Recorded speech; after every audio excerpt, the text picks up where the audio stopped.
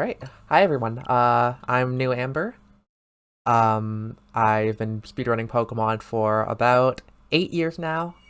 I've been speedrunning this game for almost 4 years now, and this is the video of my new Let's Go Pikachu 90% no mount skips world record. So this commentator is gonna be like kinda casual. I am also live streaming this, so I'll be talking to people that are in the live stream chat. I'm not gonna go over a lot of like the basic stuff in this game. Rather, I'm gonna kind of more talk about the routing of this game, more advanced stuff, and stuff that's kind of like specific to this run. But first, I should probably go over what this category is, because a lot of you might not be aware. So, no NMS is no mount skips. Mount skips are a fairly new glitch that's been found in Let's Go, where basically if you ride Rapidash or Aerodactyl like completely past your trainer's vision in one frame, you can just skip that trainer completely.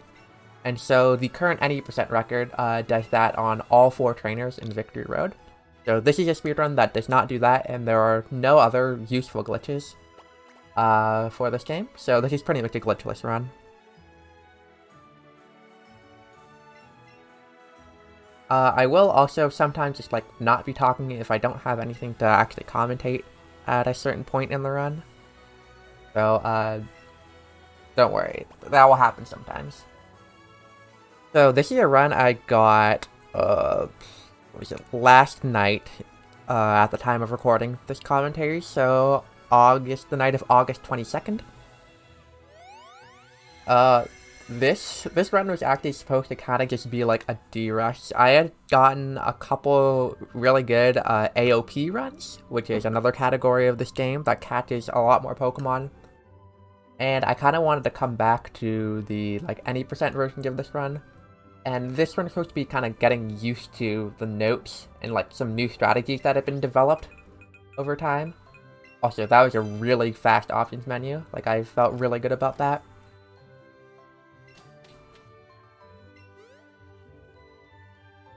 One thing I can talk about during this intro is actually the button remacking I use on my Joy-Cons. Well, first of all, I don't actually use the grip, the like Joy-Con grip that you can slide your Joy-Cons in and out of. It's always been kind of uncomfortable for me, and I don't like having to slide them in and out every time. But I have my controller set up so that I switch the Y and R buttons on the right Joy-Con, which basically means that when I'm mashing text, I'm actually using my 2 thumbs and mashing A and Y, which for faster text mashing.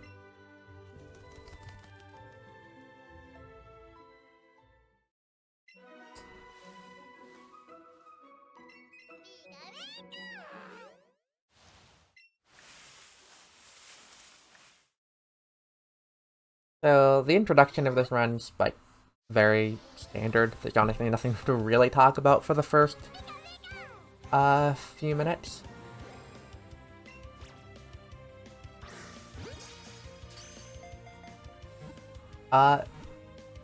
If you don't know, the Pikachu like always gets in the ball, so I just try to throw the Joy-Con as fast as possible. If you do, you'll get a technique bonus of great.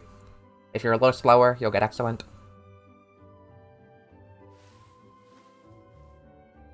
A lot of the time what I do in the intro as well, like I kind of look for like, I don't know, like little checkpoints, like what my timer is at when the ball clicks on that catch.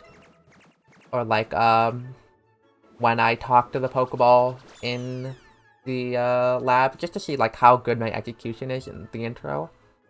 I think this one is pretty standard. I got like a 257 Pikachu catch, pretty standard for me. I think I talked to the ball at like 351, it's pretty standard. My best is 350, I've never gotten 349 talk. Oh no, okay, oh, you know what, I timed it on the fade, that's what was throwing me off, not the talk. I get 351. Those Discord ping noise are through the video. When I recorded this, I kind of forgot to mute, my Discord and my mic, so every so often you might hear like a mic noise or Discord pings or whatever. It's on the video, it's not you.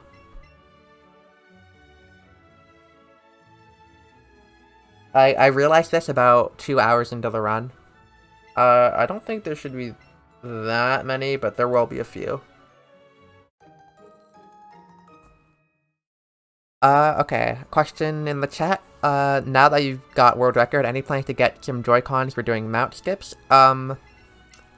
Not at the moment. I'm not really interested in mount skip categories. I think there are some, like, neat routing things that you can do with mount skips. But I have no interest in, like, paying for Joy-Cons just to do that.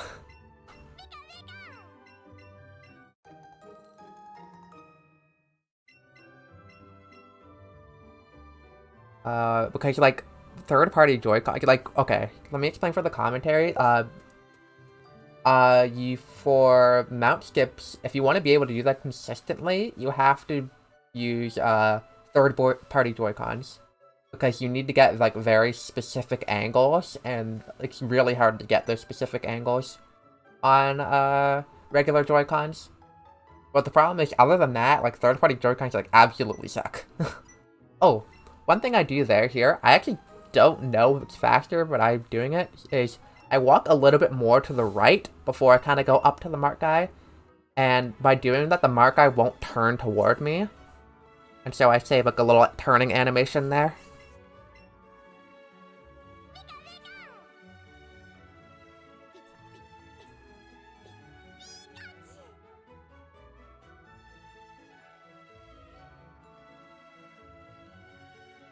Yeah, so I started this run probably about like 10:30 last night. I really should not have started a run that late. Did have a couple attempts before this. My first run got a minus attack Pikachu, minus attack nature. That's unrunnable.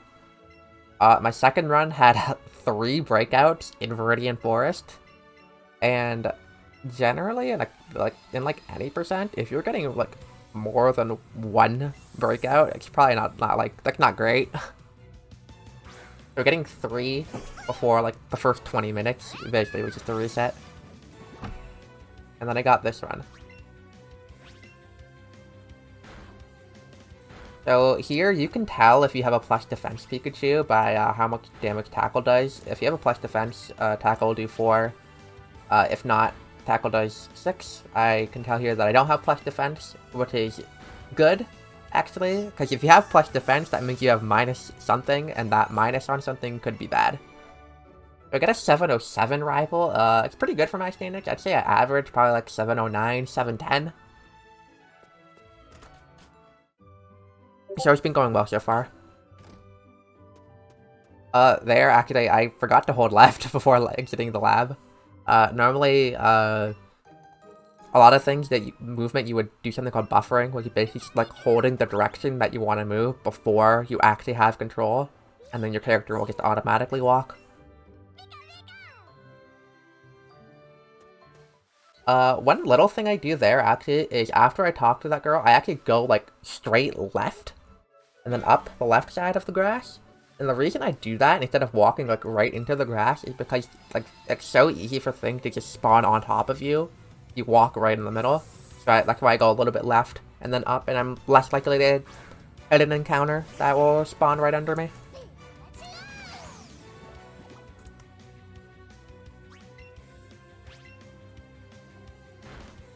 Okay, so now here comes the first, like, interesting thing about this run. So normally, for the longest time, we would not take minus attack or minus special attack. So usually I would be looking for 16 attack and 15 special attack. Here I have 18 attack and 13 special attack, which means that I have an adamant Pikachu. This, for the longest time, would be unrunnable in a reset. But recently, Run Keith had actually made strategies for minus special attack, and actually had adapted and made refinements to that, and put it in his notes. So there are like quite a few like different things you have to do with an adamant Pikachu, and the most like important thing I would say is that you really want to be getting a lot of experience with an adamant Pikachu, and this is going to like really influence my decisions. I was hoping to get a bug on Route 2 there, which might seem weird if you're, like, you know, have basic knowledge of Let's Go, because you think, like, why would you want a low-level bug? But before you enter Viridian Forest, you actually get like a 1.5 multiplier as like a newbie bonus. So if I actually catch a bug on Route 2 there, it's like almost guaranteed to get in, even just with a one controller no berry throw.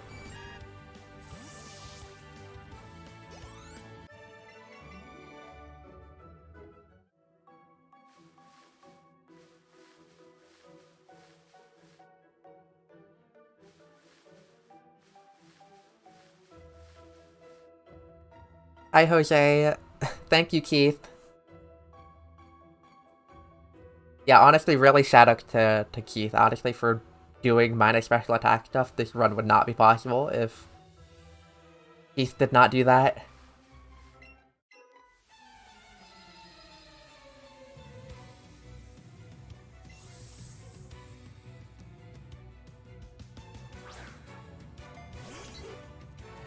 Luckily, because we're on Pikachu, this fight doesn't suck. If you're on Eevee, you have to two-shot this Pidgey, and it has Sand Attack. And it's sad.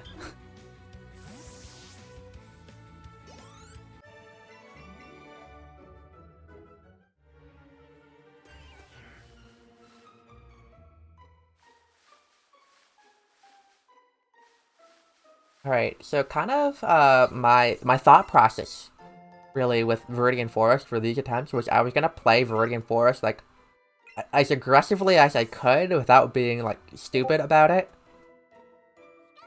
So I kind of see that, like, a small bug didn't show up on the low right side at, like, fast at all, and I just go straight to the left side. My hope was to, like, not go back to the right side after, which ended up not really happening, but...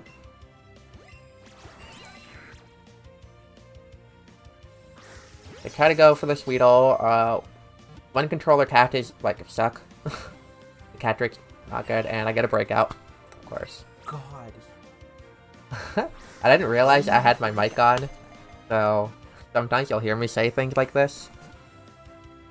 I had already been, like, so bad about my breakouts from the run previous, and I got another one here, and I was like, alright, I'm just throwing it. If I got another breakout, I'm just gonna reset.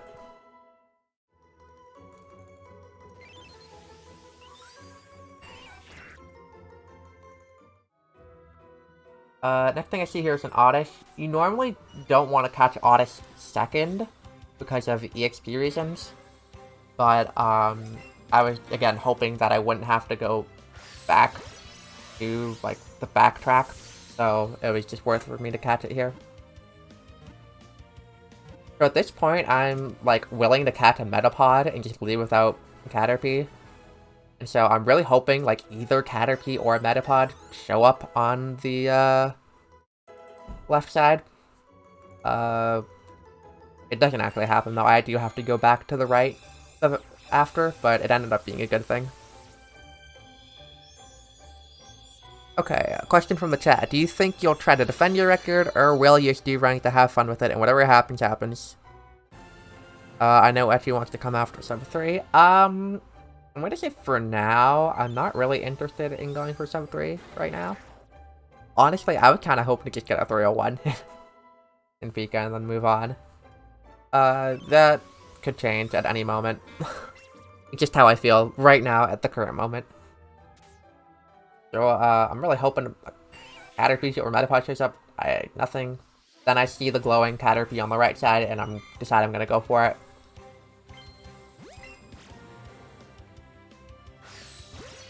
Caterpie doesn't attack. She's good.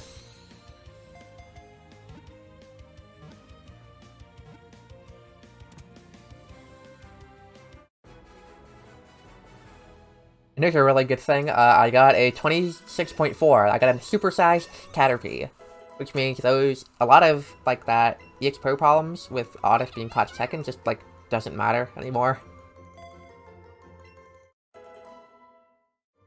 You just really either want Oddish to have, like, good special attack, or you want it to be level 10 for Brock, and I get the level 10 Oddish.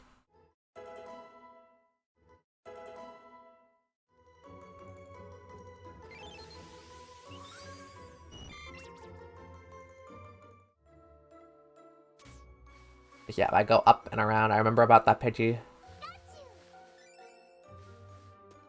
So, right there, you might find it weird that I walked in front of the trainer or let him see me, but I saw that Pidgey, like, right beside the bug catcher where I would normally talk to him, and I decided it's not worth trying to talk to the bug catcher and probably get hit by the Pidgey there.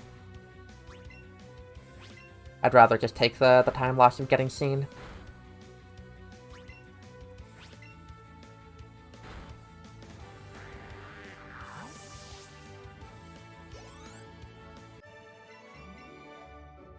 So exiting Viridian Forest and going on to Route 2, I'm looking to see if I can get a glowing Pidgey or a glowing Rattata. I don't get either of them, unfortunately. But they're good for EXP early. Even though my EXP is pretty decent, you know, it's always nice to get more. And plus, catching Pidgeotto or Eradicate later is not that bad at all. Especially with the new catch stuff found by Anubis.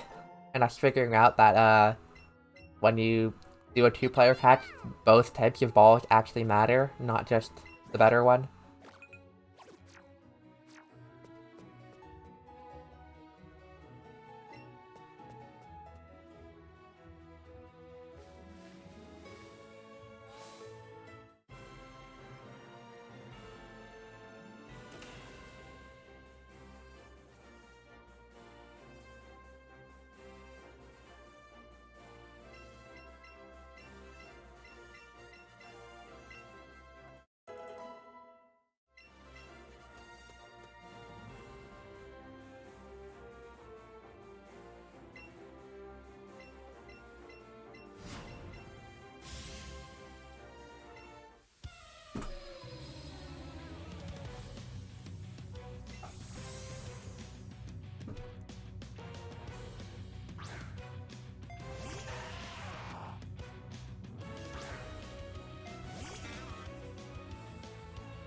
So because I have the level 10 Onix, I don't have to worry about the Onix range. If you're level 8 or 9, Onix is only favored to die once you have 20 special attack. But at level 10, it's always favored. Onix, yeah, it's pretty much always faster than you. It can go for Headbutt, which is a 30% flinch chance, and if you get like multiple Headbutt flinches in a row, it can start being pretty problematic. One thing I do look for there is my speed on Oddish. If your Oddish is really slow, you can have some problems later. Also, I get Beedrill off of Brock, which is really nice. This means I can deposit the Beedrill as soon as I do my next menu in Mount Moon. And that's because I got the supersized Caterpie.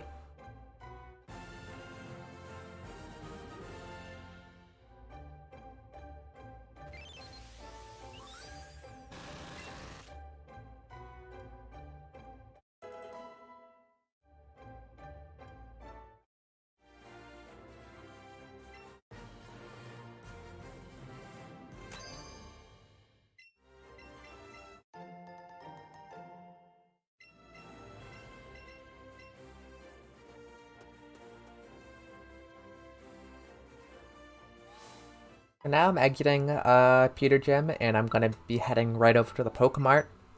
This is one of the decently big differences with minus special attack Pikachu as compared to normal ones. The shopping you do here is decently different. Normally for this shop, you would want to buy 8 Great Balls, and then you would buy a one special attack and 1 X attack. Instead, because we're minus special attack, we actually want to buy more X attacks. We actually want to buy 3 of them. And first of all, X attacks are more expensive than special attacks for some reason. But I have to buy like 3 offensive X items as compared to 2, which means I can only afford 6 Great Balls. And I can only afford 2 Awakenings here instead of 3.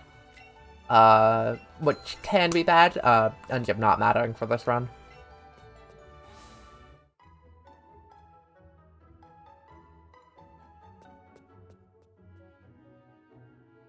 The one thing I do here, when I enter this little cutscene with the coach trainer, I enter it kind of to the right, but not too far to the right. Not all the way. That basically lines it up for this spinner right here, that I can just hold right, and I just will never be seen by that spinner. Here, my instinct is to immediately run away from the spawn, then I realize after, I'm like, wait, that's a Mankey. So I go for it. I go for double Pokeballs here. There's a... Sometimes you might want to go for a one-controller Great Ball catch. One-controller catches are faster, and Mankey has a pretty good catch rate on this route. It's pretty low level. But I really want to be conserving my Great Ball as much as possible. Or at least that was kind of my thought process at this time, so I just used the double Pokeballs. And I know that I can also get Sandshrew on this route, so I want to keep in my second... not shake up my second player after I get Mankey, in case Sandshrew spawns on the route. And as you will see shortly, it does.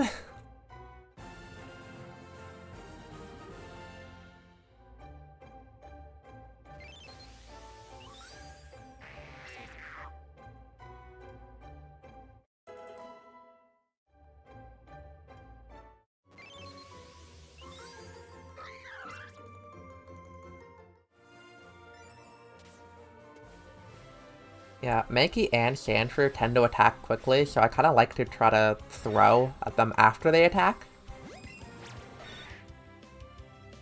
If I knew the Sandshrew cycle better, I could have thrown a cycle earlier.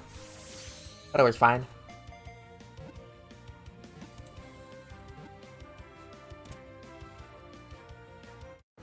You know, now that I've caught those two things, there's pretty much like nothing else that I want to catch on this route, so I'll shake out my second controller.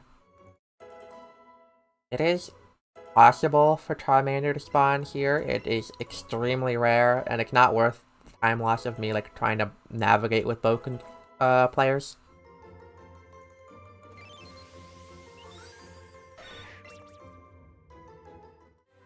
Yeah, Sandshrew is also interesting because it has like two different attacks. It has like one where it like scratches, and then another one where it like rolls. And the rolling one is like way longer than the scratching one. Here, don't jump down the ledge. There's a trainer that you have to fight if you jump down the ledge.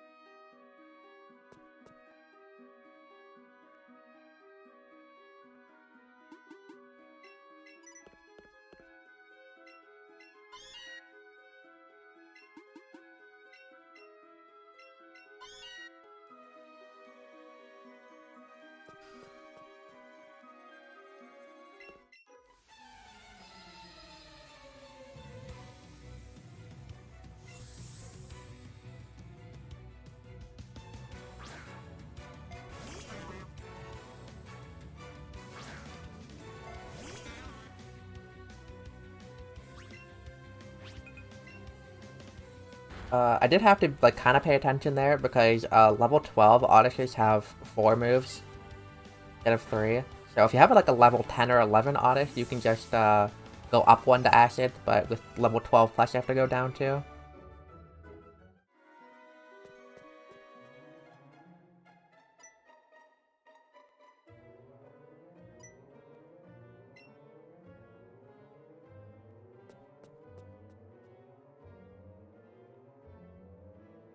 There I got scared. I should know that the spinner always spins there, but I still got nervous about it. Here I'm actually gonna fight the Sandshrew trainer first. It's questionable whether this is better. It's a little bit better for your party management to fight the Sandshrew trainer first, because you want to fight this kid with Oddish, and then everything else after you want to fight with Pikachu. But I will do it if, like, my Odyssey speed is good enough to outspeed the Sandshrew here. I'll do it now. And my Odyssey speed was actually pretty good.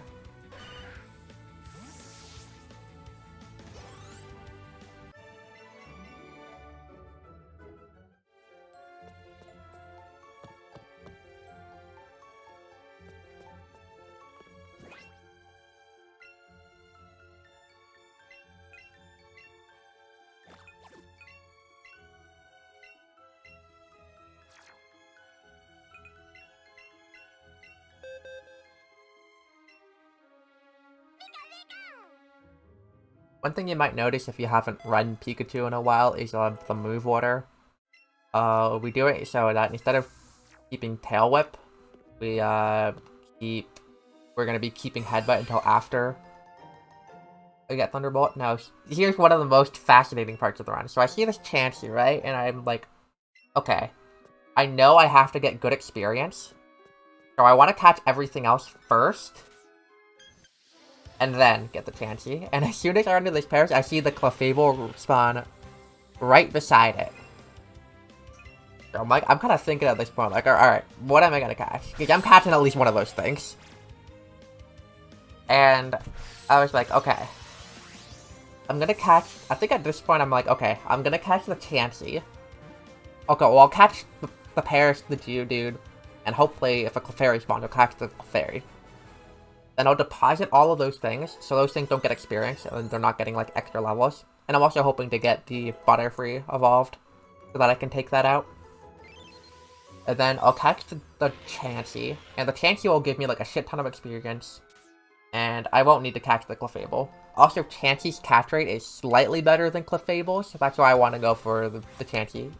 Even though the Clefable is glowing, I still prefer the Chansey for the catch rate. So that's my thought process.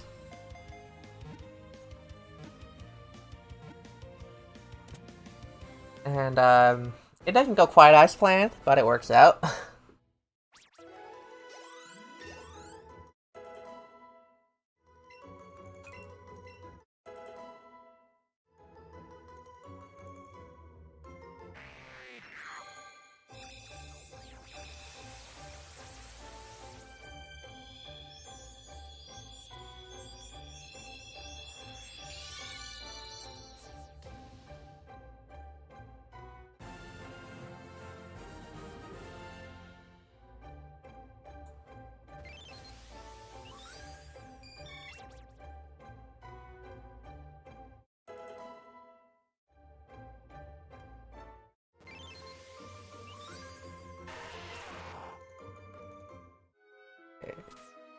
From this point, I've kind of just, like, have admitted to the fact that I'm not gonna get Clefairy in this room, at least. Project everything. I want Pikachu and Onix levels, because I'm gonna be getting Gloom. And here we go, this is the moment of truth. I'm gonna Raspberry. I will also switch to double Great Balls. After accidentally selecting the Nanap, and I'm like, alright, side throw, this shouldn't be too hard. I throw,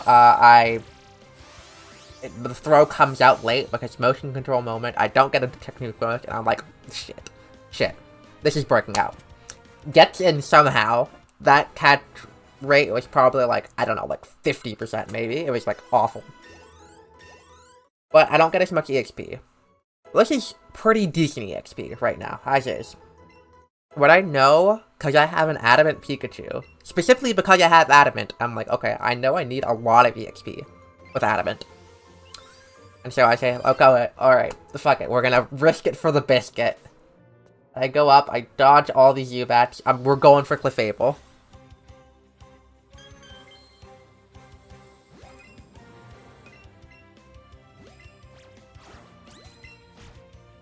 I'm kinda glad the Clefable attacked there, because if I threw my Great Ball and it attacked, I would be very low on Great Balls. So I'm just like hoping and praying. This is like maybe like a 70% catch maybe. Gets in and I'm like, okay. I don't know how I made it out, but I made it out. I get like so many levels. A lot of extra levels on Chansey, which was not ideal, but it's worth it to have like a billion EXP on Pikachu.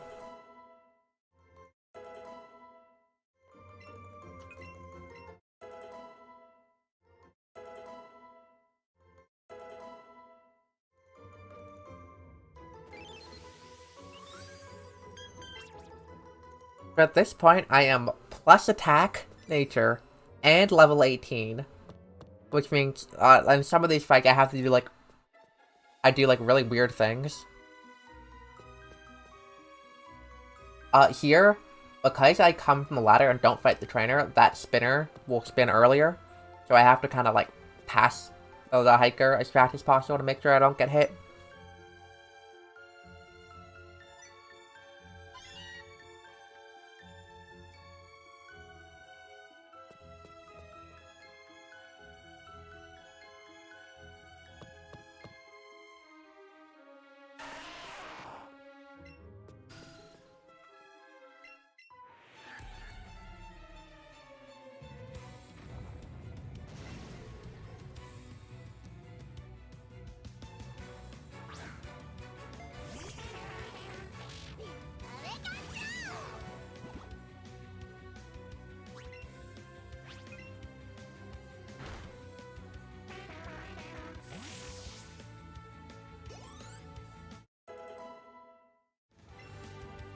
But at this point, I have 15 caught, and I still don't have Clefairy as well. I'm still looking to see if I can get a Clefairy.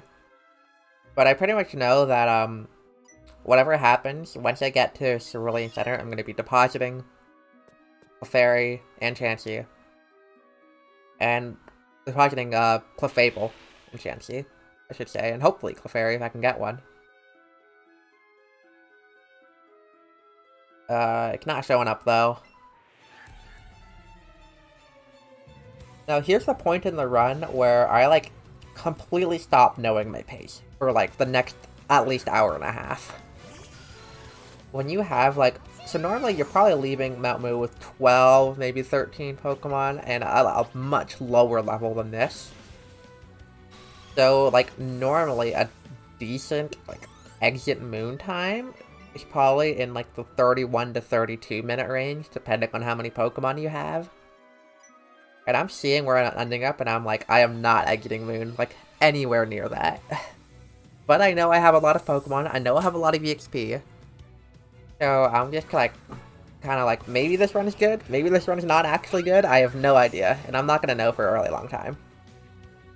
And that, combined with the fact that I, like, don't use splits, made this really, like, carefree. Also, I one-shot that Voltorb, which, like, almost never happens.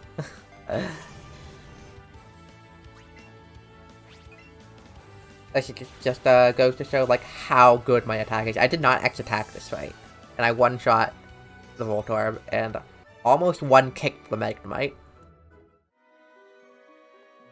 Anyways, for any percent, I am firmly in Camp Helix, so I pick that.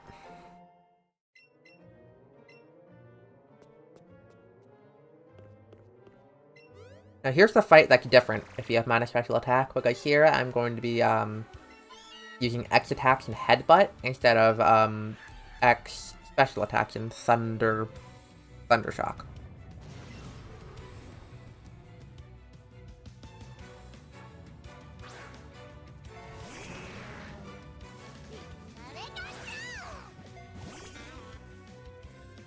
But my attack is so cracked, I do this. My X attack. Just one-shot the Ekans. Basically feeling like I'm having an Eevee in this fight right now. And then I just Headbutt, X attack again. Luckily I didn't get poisoned by the Coughing. That Coughing can poison you. But we go for Ekans first, because Ekans' defense is much lower. 2-turn the fight. Easy.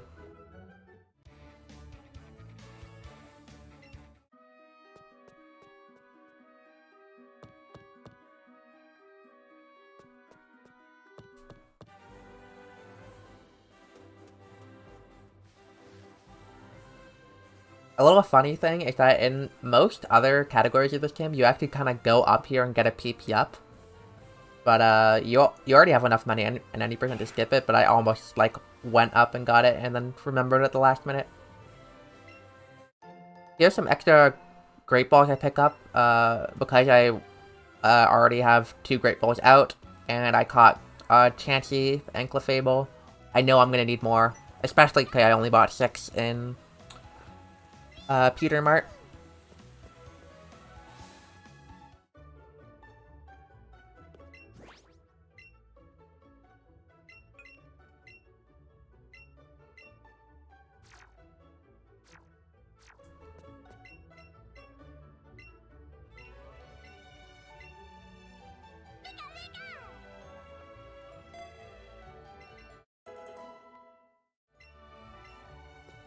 So I do take a quick gander at my attack. There. I was trying to see if I was like high enough attack to skip X attack on Misty. I am not. You need to be like level 20, which I'm not gonna hit, and you also need to be 59 attack. So like even with my cracked attack, it's still not enough to do that.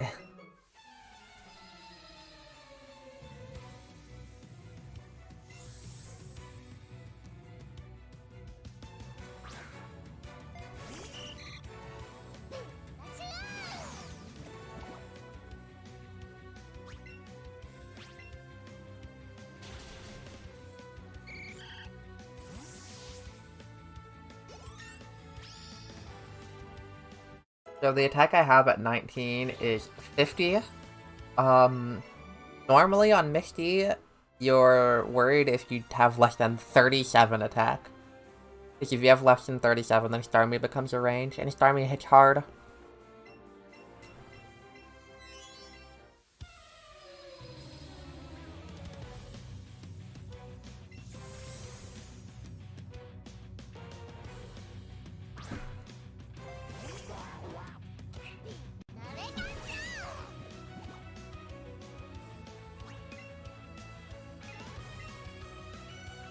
So here, I actually get crit by Water Gun, and this would be like, kind of scary if I had the range on Starmie. But I'm like completely safe because Starmie will not hit me. Zippy Zap is +2 priority, so there's no worries about getting outsped here.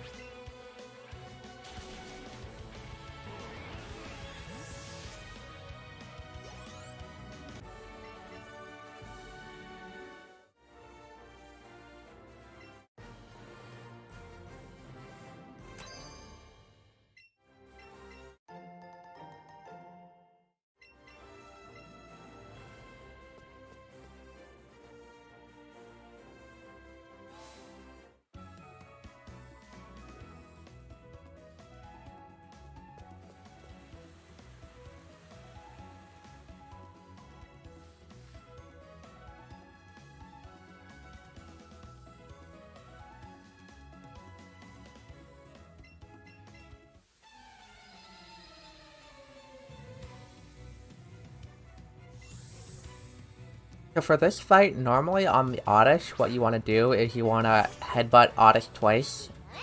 And then if you the first headbutt does less than half HP, you actually want to quick attack it turn 2, and then headbutt turn 3.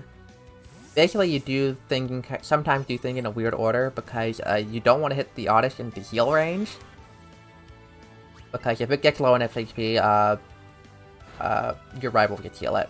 So here, I quick attack first, so that my headbutt doesn't put it into heal range. I get Poison Powder. I heal it immediately, because if you're status, the Oddish will always use Absorb.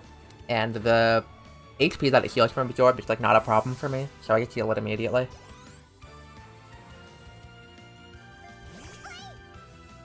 And here, you can either use Double Kick or Zippy Zap. Zippy Zap's a worse range, normally. My attack is high enough that they'll both, like, definitely kill. And Zippy Zap has higher priority.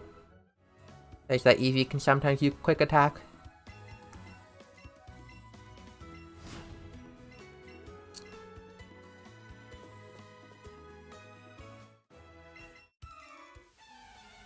Now on, like, most runs, Nugget Bridge is, like, very uneventful. And on this run, most of the fights are uneventful. I will have one fight that goes, interesting, at the least. But these first two, I'll just be Zippy Zapping one shot.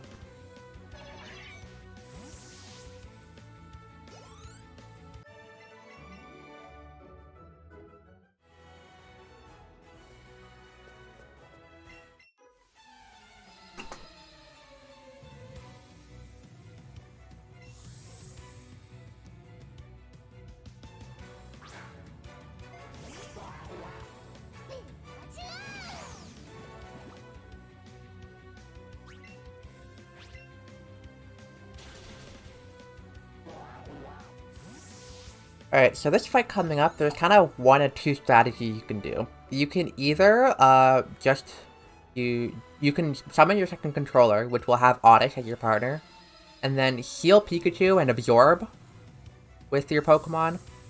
And you would only do that if you need to heal Pikachu. Pikachu's like barely high enough HP that I don't want to do that. And I'm also thinking my attack is so high that I might be able to one-shot this Sandshrew. And I go for it, I don't get it. It uses Sand Attack, and I can feel the troll happening, and I just go to Quick Attack, and we have a little Sand Attack battle here for a bit. I really don't want to be wasting too much of my Headbutt PP, but eventually I get the Quick Attack off. Headbutt is 30% to flinch, so it was unlucky that I didn't flinch, and then it also went for Sand Attack, because it has other moves that it can use.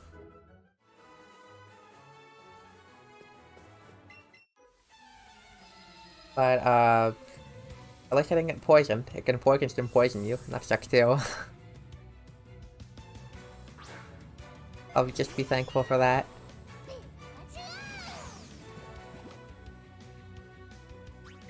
But yeah, these next few fights are really boring. It's just Zippy Zap spamming.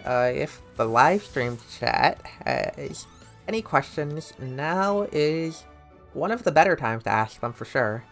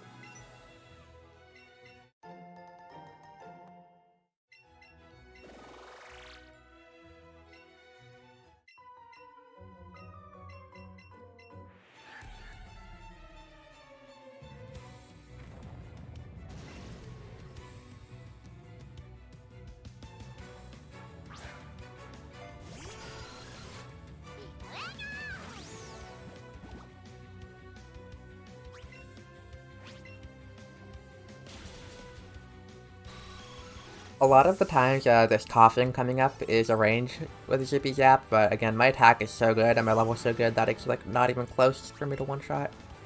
And it's good to one-shot it. This thing can poison you with Smog.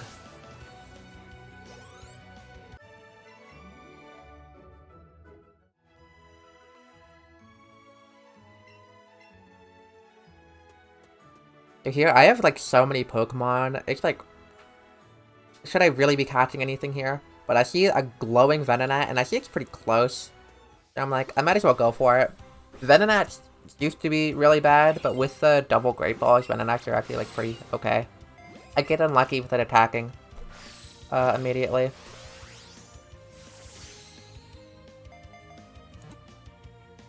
It's really hard to get Excellence on Venonat, which is one of the reasons it's so hard to catch. It gets in pretty fast though.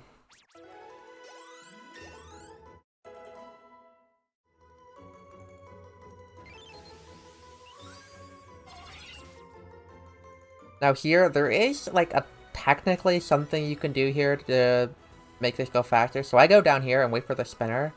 But there is this like fancy movement you can do like by the hiker there to not have to wait for the spinner. It's not that easy though, I don't do it. Then I just weave through the Route 25 trainers. You actually don't have to go like very far up and down to do the weave between the two trainers there. But I like to be a little bit safe. Doesn't hurt.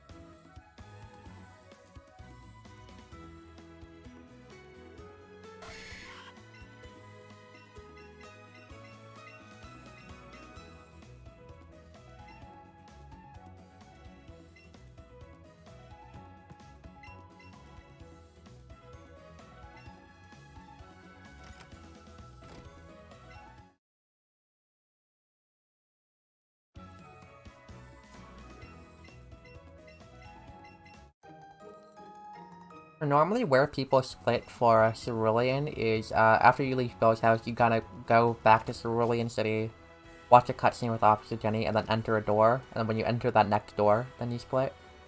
Generally, a good, like, world record run would be getting there at about 44 minutes, and I'm gonna be getting there at, like, 46 and a half. So again, to me, like, in my head, this run is, like, not very good. Because even though I'm definitely, like, have more Pokemon than normal, that, like, being that far behind on, like, time, it's hard to really, like, encapsulate in your mind how ahead or behind I really am.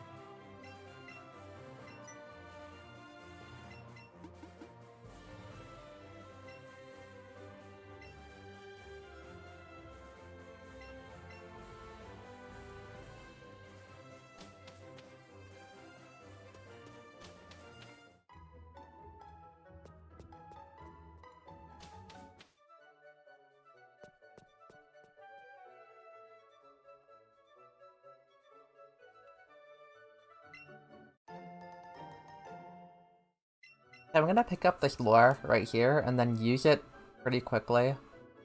I use it in the underground here instead of when I'm, like, about to exit the guardhouse. And that's because I want the lure to run out before I get to Vermilion shop. And the reason for that is that if it runs out after the shop, then I would have bought more lures, and then it will prompt me to refresh my lure, which will waste a little bit of time. So here, I'm gonna go up and get the Route 6 candy. I can skip this one. If I see a Growlithe, like, immediately, it's worth it to just catch the Growlithe and then go. But you do give a little bit more time for Growlithe to spawn or run closer.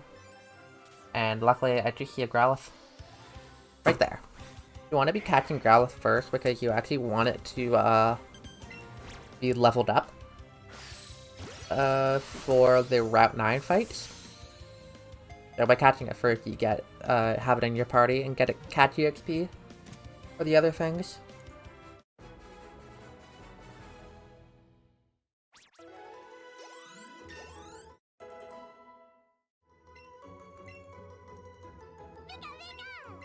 So I get Thunderbolt here, which is, like, really early. You don't normally get Thunderbolt this early. And because I'm not used to that, I do make a little bit of a mistake with it that I'll mention in a few minutes, but it's not that big of a deal.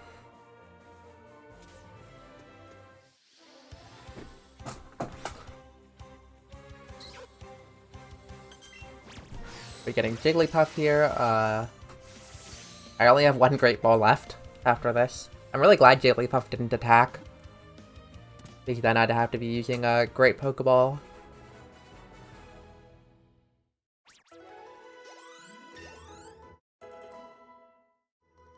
So here, I do make a bit of a mistake. For some reason, I think that, like, Abra is the only thing left I can catch. Even though I know Psyduck spawning on this route. And I see a glowing Psyduck right there, but for some reason, for like a few seconds, I try to leave without it. And then I go back up and realize, like, wait, I really should be catching that. Especially because I know my Oddish is, like, close to evolving, because he evolves to Gloom at level 21. And I'm going to be doing a menu, very soon after this. So if I can get that Oddish to evolve to Gloom now, then I can just take it out of my party. And it won't be getting extra experience. And luckily, I barely get it.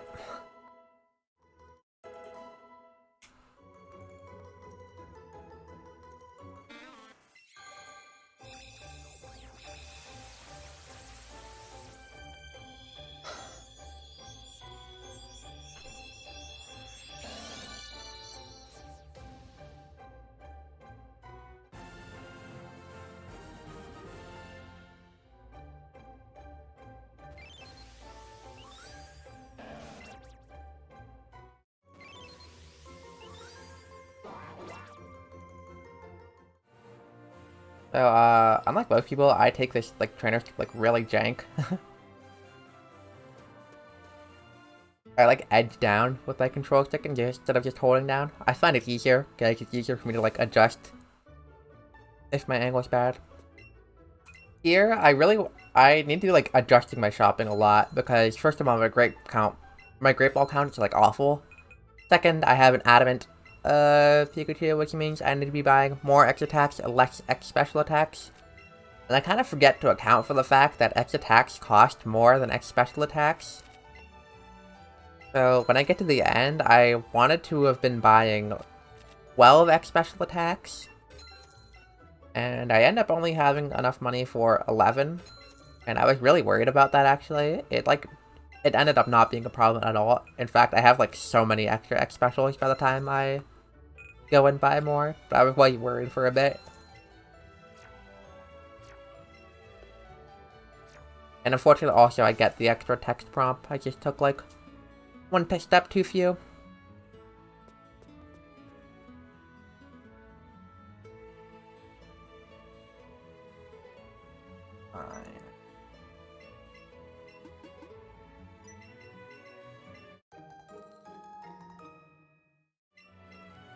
I'm glad we all get to hear, like, the weird noises I make. I don't think anyone's listening.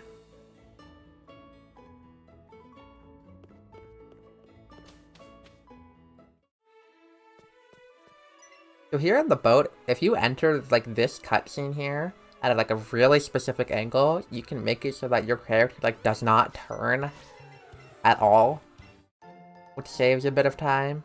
It's really difficult, though. I've gotten it, like, once ever.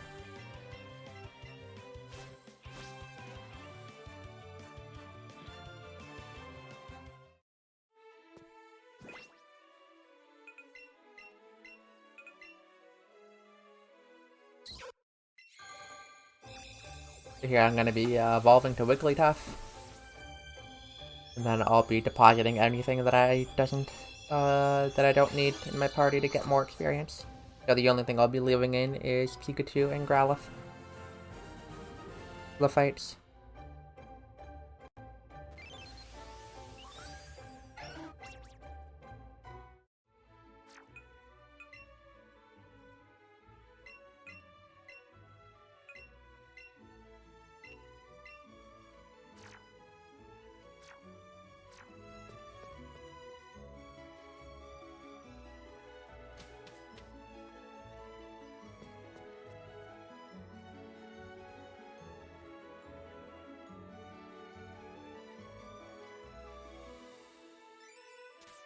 Now here, this is a bit of a mistake, because if you have Thunderbolt this early, you can actually one-controller this fight.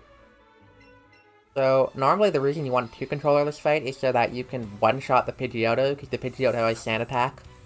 But with Thunderbolt, you can just one-shot it clean with Thunderbolt. I do kind of realize this halfway between entering the fight and starting the fight. And I also remember that my Zippy Zap count's really bad. So I just Thunderbolted anyways. And at this point I realized, like, wait, I'm not a special attack, is this okay? It dies anyways. Not a concern.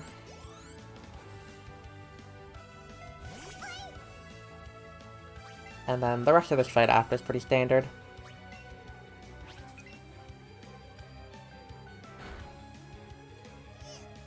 I actually forget to check the Growlithe special attack.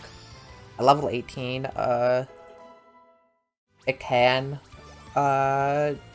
still, what's the word I'm looking for? I totally lost it. It can still have ranges on Route 18. A lot less likely, but, looking at the special attack this Growlithe had, Route 9 would have been fine.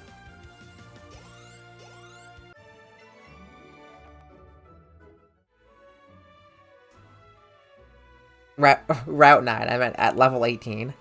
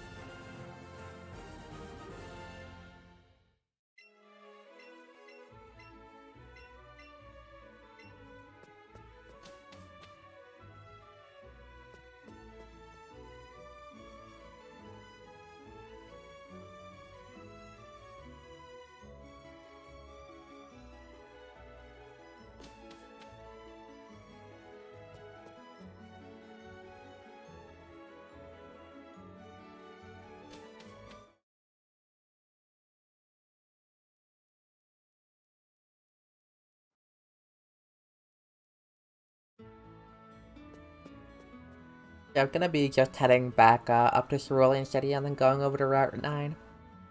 When you enter Route 6 without a lure, and especially, like, from the boat going up to Route 6, usually, like, nothing spawns at all. So I'm not expecting to have to catch a Pokemon here at all. But I go up, and suddenly, Abra spawns. There's, either 4 or 5% spawn here. I think it's 5. So I'm like, alright, I get some catching Abra now. No, unfortunately, because I used all my Great Balls before buying more.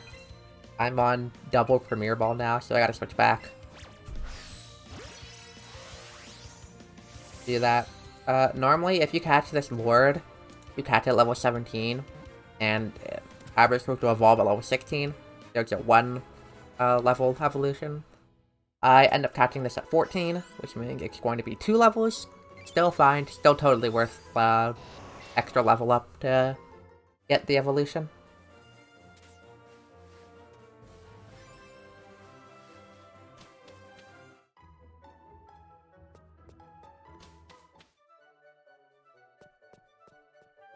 What's also nice about getting that Abra in is I really want to have like 2 Pokemon in my party entering Route 10, so I don't have to do a 1 controller catch. And by getting that Abra, it means that I can take out the Growlithe and still have 2 Pokemon in my party. So I'm not getting extra Growlithe levels when doing my catching.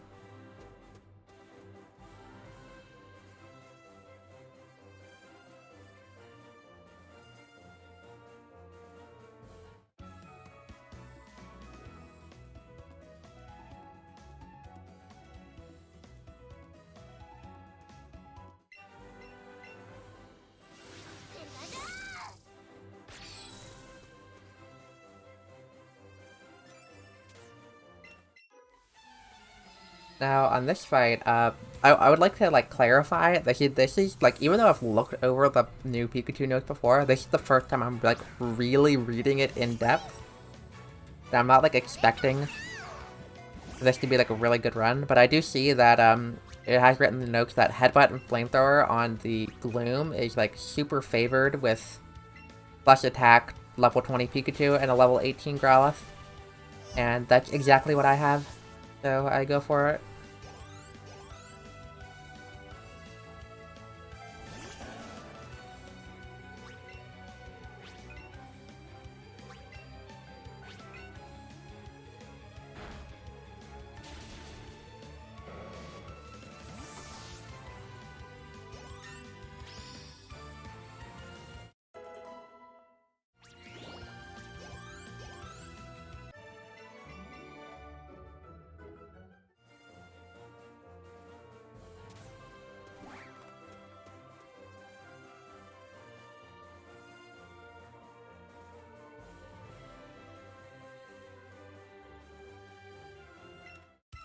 And now here, this fight's very standard.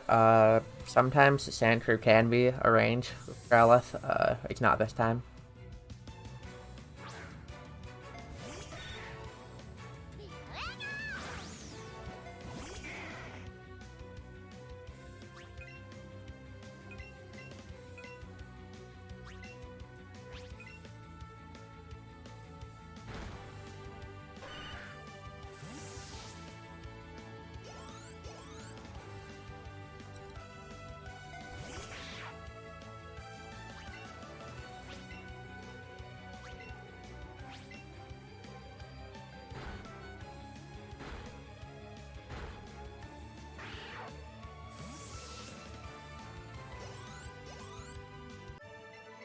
No, I actually end up luring after this fight instead of before it, and here I do have to be careful about things that I don't see spawn on screen, because if things spawn on screen before I use this lure, then they won't be at the lured level. So I maybe could have gone there, I didn't want to risk it. I see this Rattata here, and I don't know if it's lured. So, I see the Nino female, I go for it. That is a little bit of a mistake. I should be waiting for all 4 things to spawn on that route. The reason being is once I catch the Needle female, I'm going to be on a chain for it, which makes it slightly more likely to spawn. So I should have waited for more spawns here. But basically, after this, I wait to see if I can get another Rattata that I know is for sure 100% lured.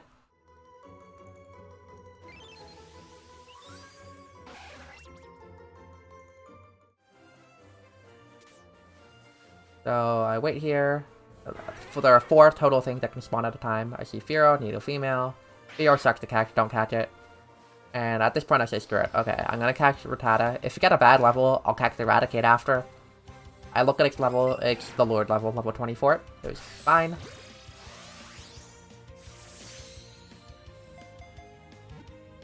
So I've gotten 2 of the 5 possible things that you can get here. Normally, you don't want to be leaving here without, like, at least 3, usually 4. But my, Pokemon count is, like, so good that, like, if I see nothing else here, I'm, like, willing to leave the route still. But what I still do is I still go down and do the Route 10 fight, and doing that fight resets the spawn, so I will go down and then go back up to look for more spawns after. And the reason for that is because I still have like a 40% chance per spawn that it's something I can catch.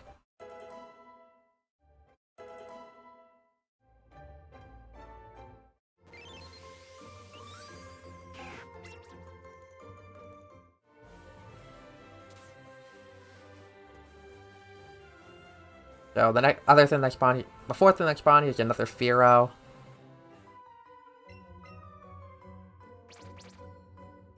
So I just go down and do the fight here. This fight's also different if you're an Adamant. So here, what let me see, I actually don't remember what I end up doing. I think I end up doing, a Zippy Zap and X Attack. Normally you would, X Special and Thunderbolt. But, Thunderbolt, it's possible for it to not kill, even with a neutral special attack. And with minus special attack, it's just not even worth going for.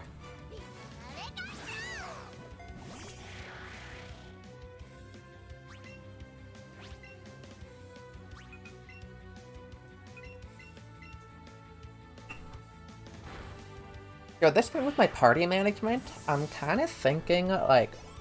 So, normally what you want to do is that you don't want to go into your menu unless you have to do at least 2 things. Which is a fine rule of thumb, but, what I really should have done here is take out the Kadabra right away, here. Because you're actually not going to end up menuing for a while. But the reason I keep it in is because I actually think that it's possible I'm going to be menuing, like, very soon.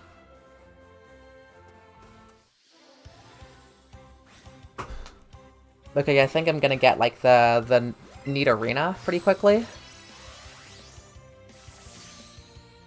But, unfortunately, Kadabra levels up, like, a lot, and I should have just taken it out. Even though I had nothing else to do in the menu.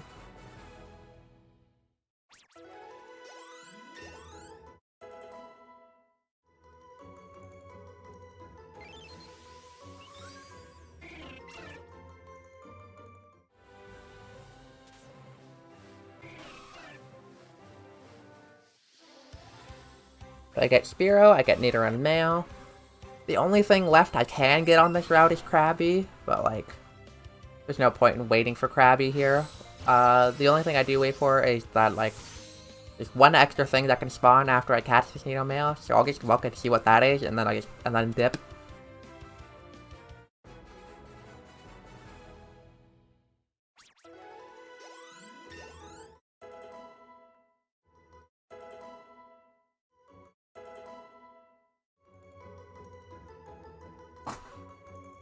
And yeah, at this point I like should be menuing, because I have both Kadabra and Nido Female to take out, but like, I'll just menu right before Rock Tunnel. There's like no way I'm gonna actually get the 10% Krabby in the one spawn. Like, surely it's impossible. So I don't even like think about it.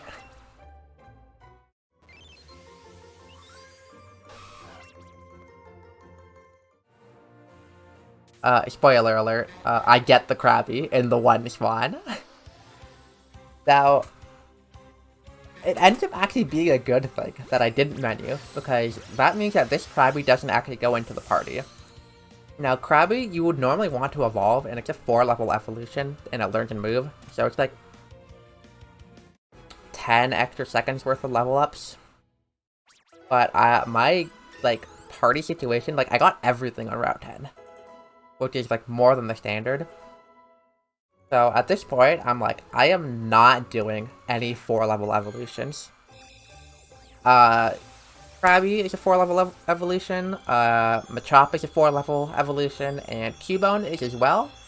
So any of those things, I am basically just like, alright, I'm not doing those evolutions. At this point, I kind of start messing with my planned.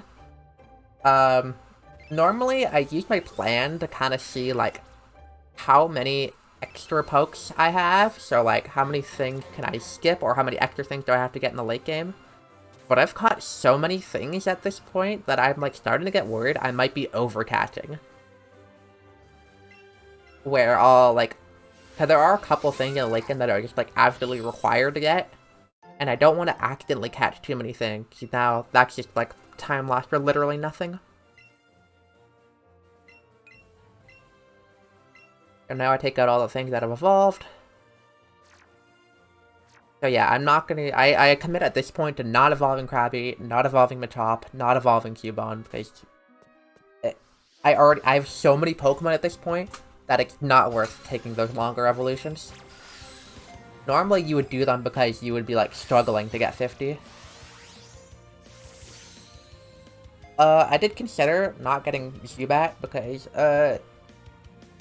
Zubat evolution is a little bit slow. It learns a move on level up and then tries to learn another move after the evolution. And plus you get, like, barely any EXP for it. But it's spawning on top of me, and once I've got it, like, in the battle, there's no point running away from it.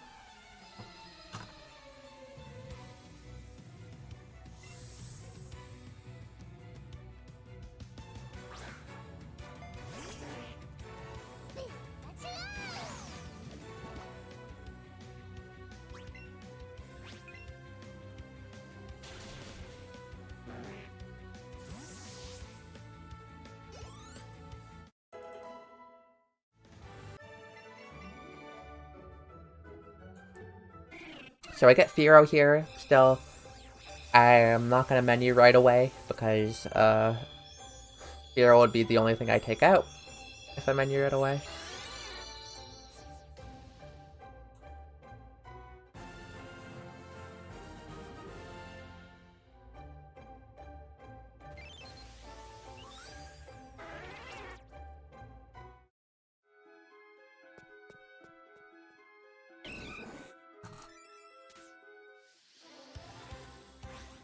So I see a glowing Machop, so I'm gonna go for it, of course. It is gonna go into my party, and I am gonna want to take it out. So basically now I have both Fearow and Machop that I want to take out of my party. That's 2 things. So, if I remember correctly, I think I take them out now. I'm not, like, positive, though. Oh, yeah. So I also get the Nidoran male evolution. And I want to get to Nidoking. So once I have the Nidorino, I'm gonna open the menu, evolve to Nidoking, and then take out Fearow and Machop. In hindsight, I should have done things in a slightly different order in this menu, but it only lost like maybe a second.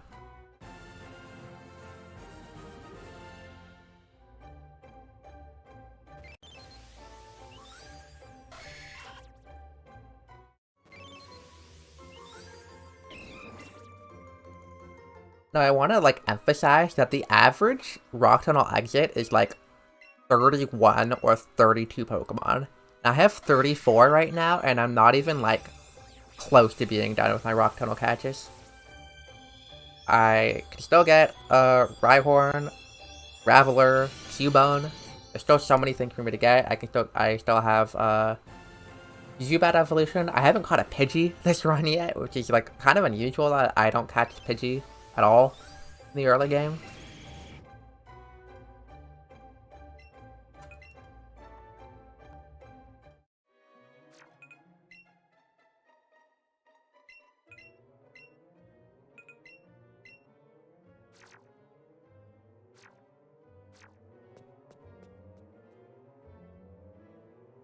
So I go down here, kind of like survey the room to see what I can be getting.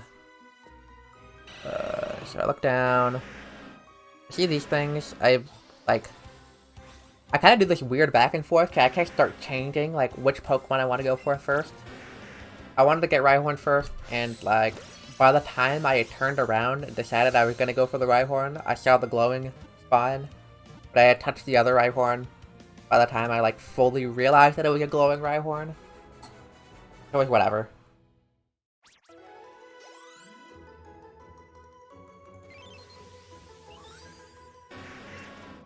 So I know after this Graveler catch, I'm going to be getting Golbat, and so I'll have both Graveler and Golbat in my party that I don't want in my party. I'll be doing a menu soon after this. I do also kind of realize that Onix is really, it's like almost completely blocking where I want to go. And in my Vermilion shop, I did buy 1 Repel, so my thought is that I'm gonna use that Repel and take out Golbat and Graveler.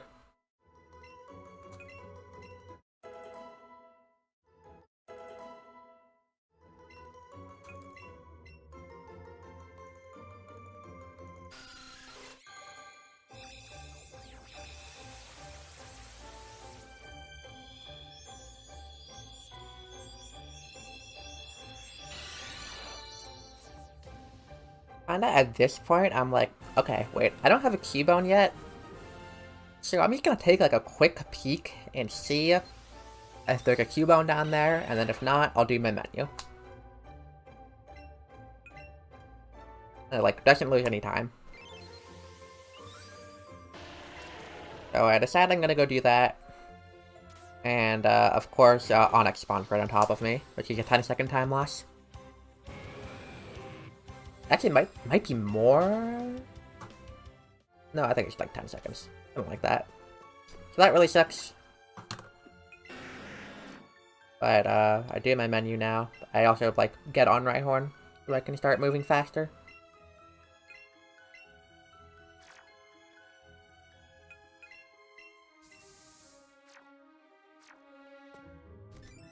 So at this point, I'm like kind of scrambling in my notes because there's like a lot of different strategies you can do for this fight depending on your stats, your level.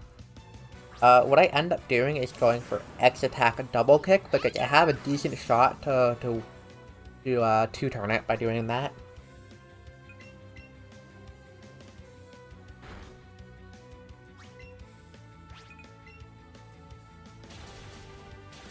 And I get the 2-turn, which was very nice.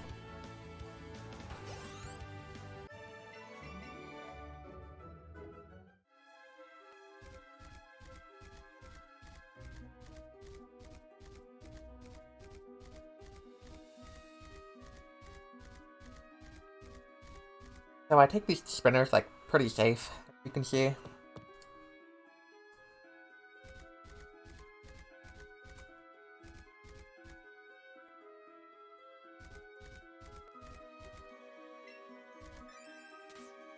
After the repel wears out, I am still looking to see if I can get a Cubone.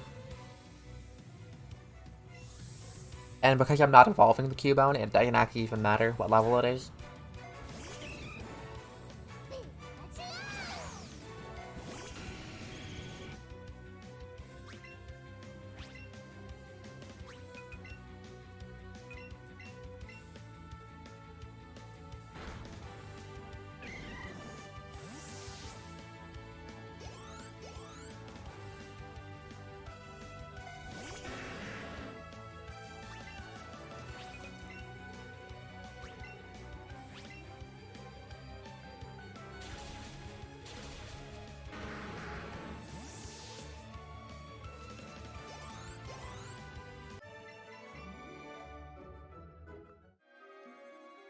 So at this point, I kind of see that I'm not full HP, so I actually decided to two-controller this next fight, which is something you should be doing if you're low HP.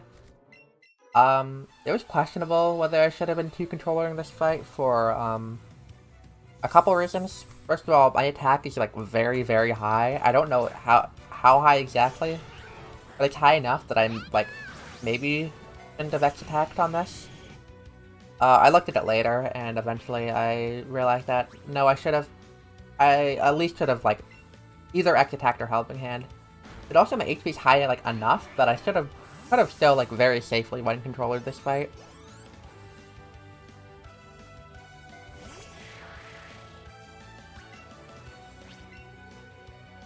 Now, after this fight, something a little interesting happens.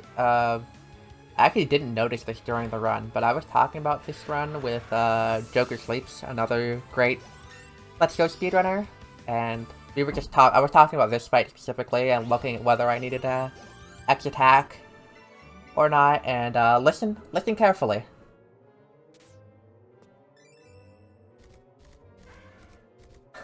I had a Charmander spawn. I didn't realize this during the run, and I don't think it was worth...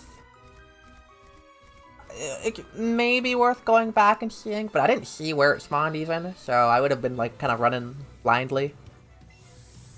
And I already have so many Pokemon at this point.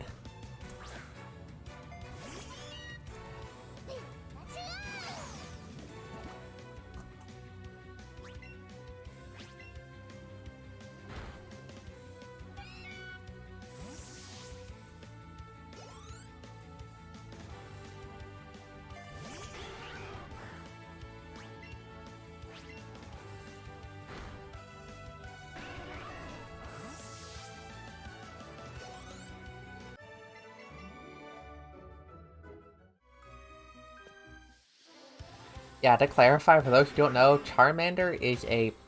Without a lure up, it is a 0.5% spawn.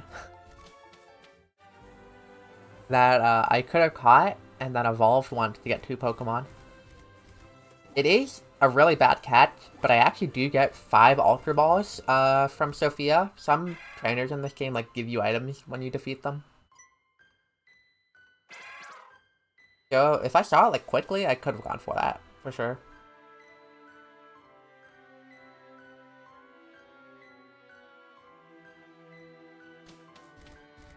But I think with this poke count, I think it's not worth catching Charmander, because even with Ultra Balls, you can still troll a little bit.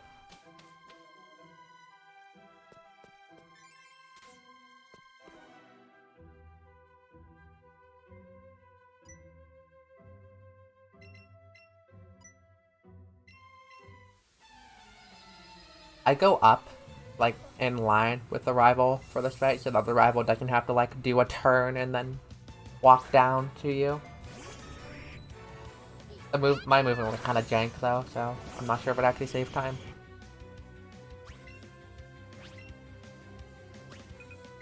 So again, because I'm adamant, instead of Thunderbolting Pidgeotto here, I Zippy Zap it. Thunderbolt probably would have been a range for me. Or Zippy Zap was not going to be one.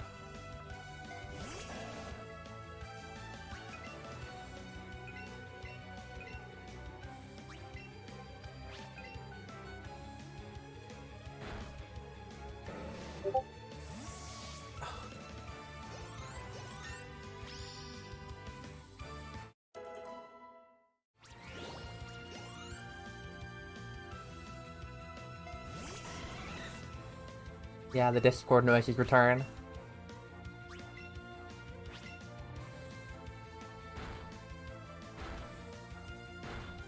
I hope everyone that watches this commentary, or like watches the run, just like looks at their Discord every time. I think that would be incredibly funny.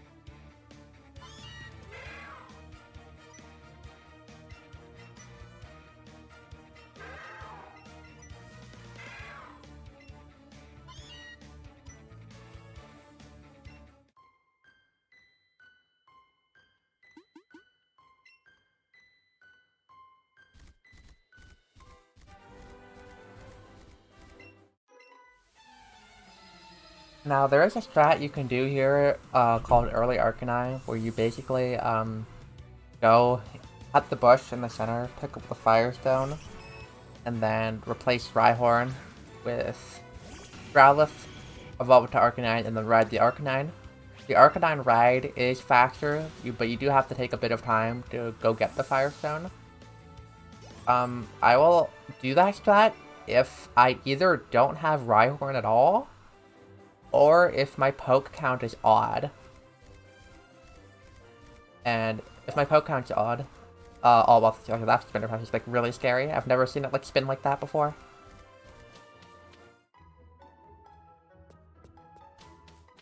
But I have an even count, and I have Rhyhorn, so it's not worth it for me to go get a Firestone. If you have an odd count, you'd normally get Arcanine anyways, so it's worth it to get it there. If you do.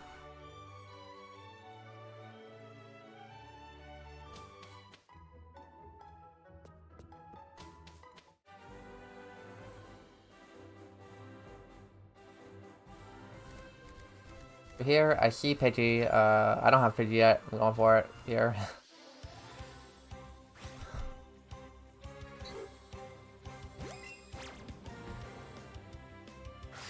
Luckily, a lot of time when it jumps immediately, it just starts jumping over and over again.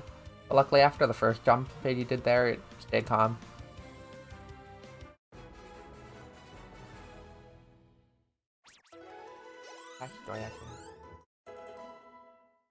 I have no idea what I said there, or why I said it.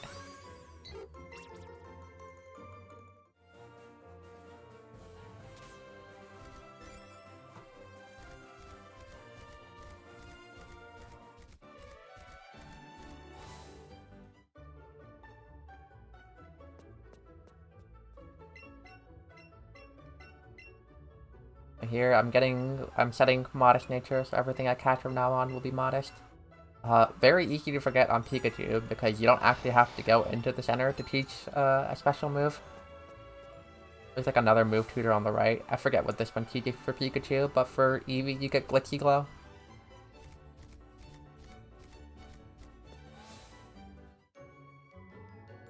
For this fight here, I think I had a high enough attack that I could have done a different strategy, but I just do the standard Poison Jab, Double Kick.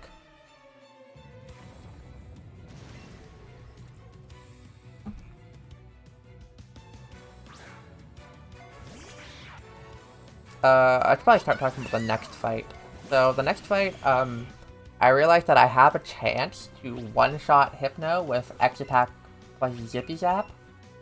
So I decided to go for that. From here.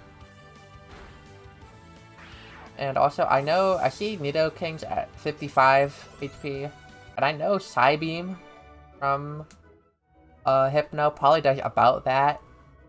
So I'm kind of hoping that I get the one turn on Hypno.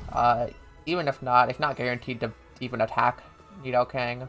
And even if Nidoking dies, I like have revives.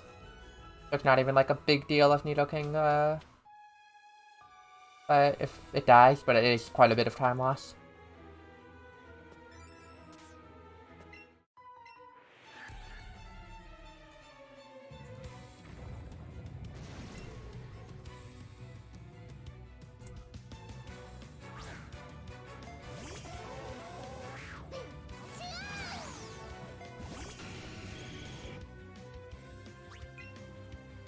So I go for it. And I don't get the range. It goes for Nidoking. I live on 1 HP. At this point, I kind of do like a menuing mistake because I'm freaking out. I could have just attacked with Nidoking. Nidoking like faster than Hypno, but I just like really want to make sure. Also here I look at my attack. Depending on my attack stat, I can skip the X attack on the next fight, and I have enough that I can skip it.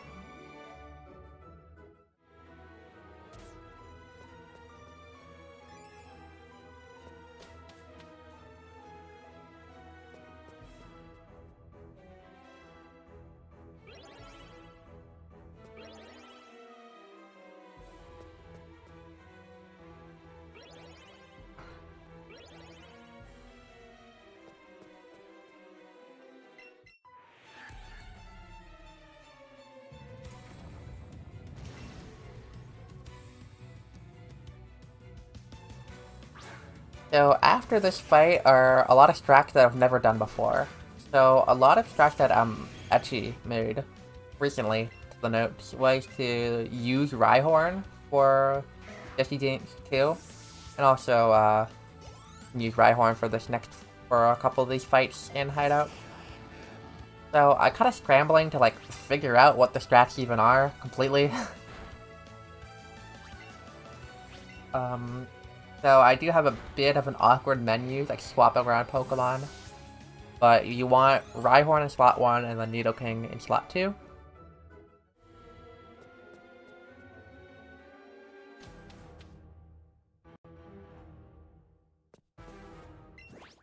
And I have a level 25 Rhyhorn, which means that I can 2 controller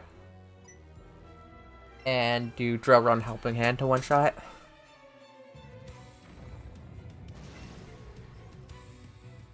This is the strat you specifically want to do with a minus special attack Pikachu. So another difference there.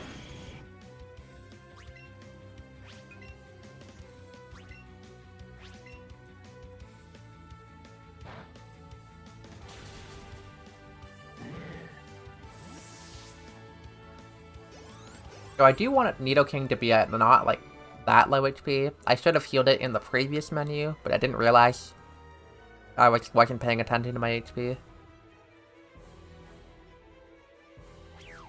But I am just gonna like heal it before I enter the next fight.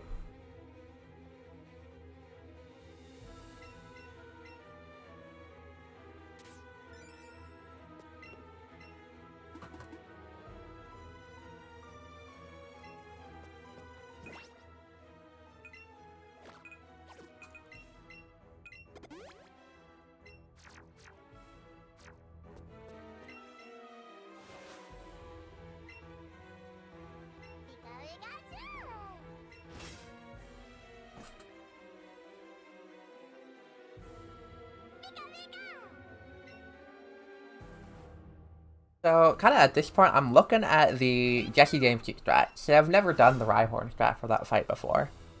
And it is not exactly the easiest strat to comprehend. There's a lot of like branching paths depending on your level, your attack stat. I don't even know what my Rhyhorn's attack stat is. But it takes me a while, but I have a lot of time here to kind of decipher it. And I end up getting a really good fight.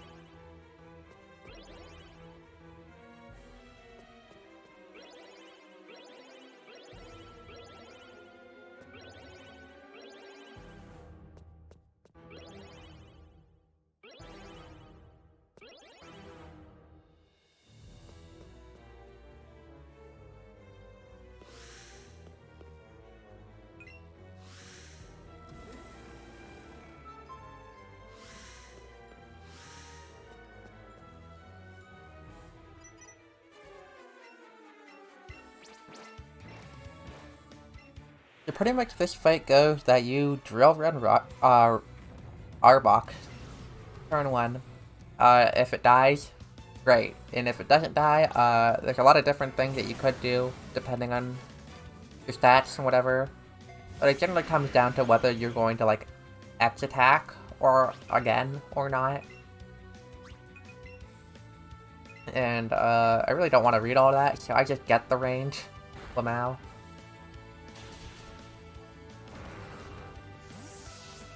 I do get Toxic, but luckily, because I'm not actually going to be using Rhyhorn for any of the fights after until I get a free heal, I can just tank the poison. I don't have to heal it.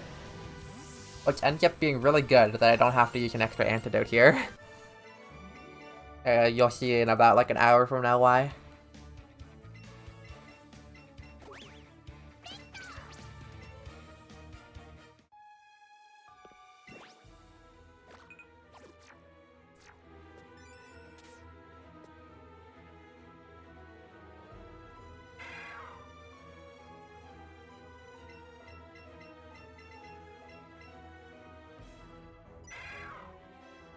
So for this fight, I'm kind of looking at the strats, and there's the risky strat that's listed that says always works at level 28, which is that you headbutt turn 1 and hope for a flinch chance, and then you thunderbolt. After starting the strat, I realized that like I hope this is not a problem that I'm minus special attack. So I go for it. I get headbutt. I get the flinch, which is really nice. I think I don't.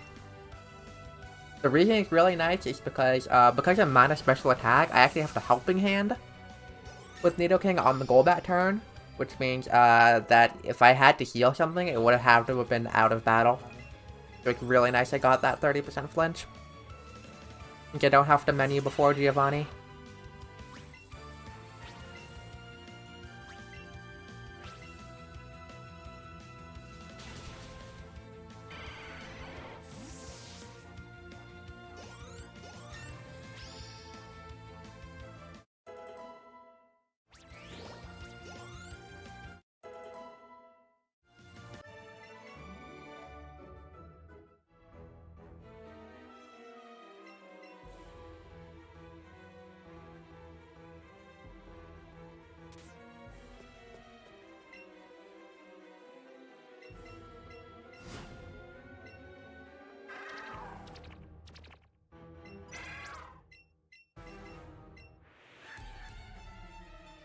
So this Giovanni fight's pretty standard. I use 3x attack, which is normal.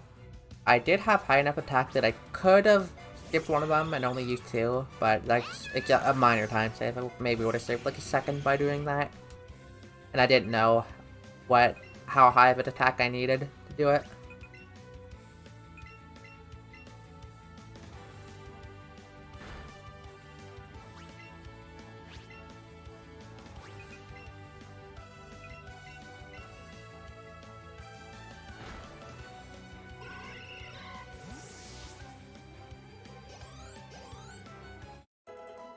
So I get Pidgey to evolve here. It's actually really nice that Pidgey evolves, like, right here. Because I'm actually going to be going into my menu very soon.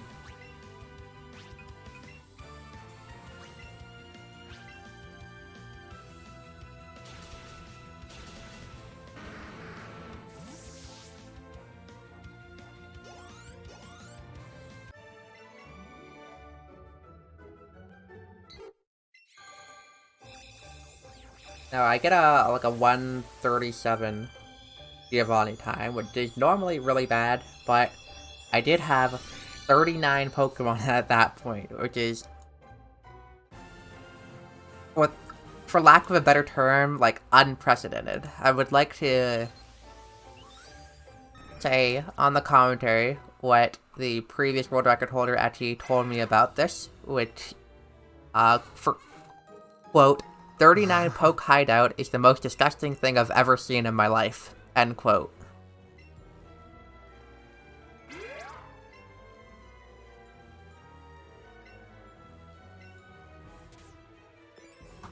And it's technically 40 before I leave. Okay, I got the Pidgeotto evolution. I would say on average, I want to say you're at 32 or 33 Pokemon here.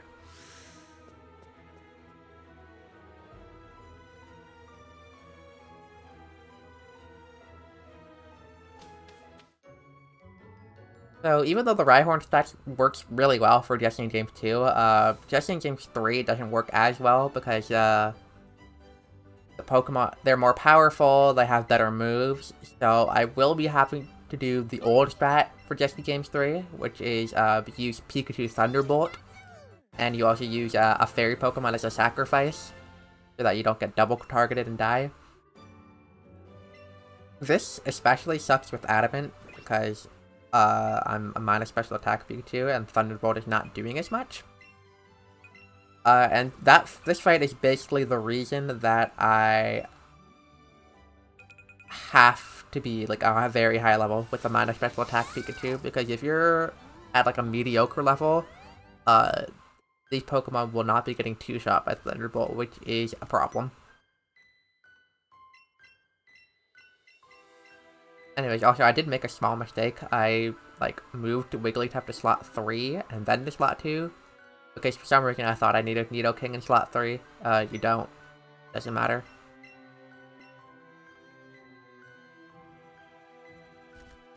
So at this point, even though I don't, like, mark it, I realize that, like, I'm probably not going to be getting Tentacool, and I can still skip Ghastly and just catch Ponyta, Doduo, Grimer, and Staryu. So I pretty much decided at this point, like, I am only catching a Ghastly if it spawns, like, right in front of me. So I'm gonna... If there's a Spinner here, Spinner turns left, Ghastly spawns. I am not going back and waiting for that Ghastly. There's like a okay chance that another Ghastly spawns in front of me. And it's not worth the time loss, because I already have so many Pokemon.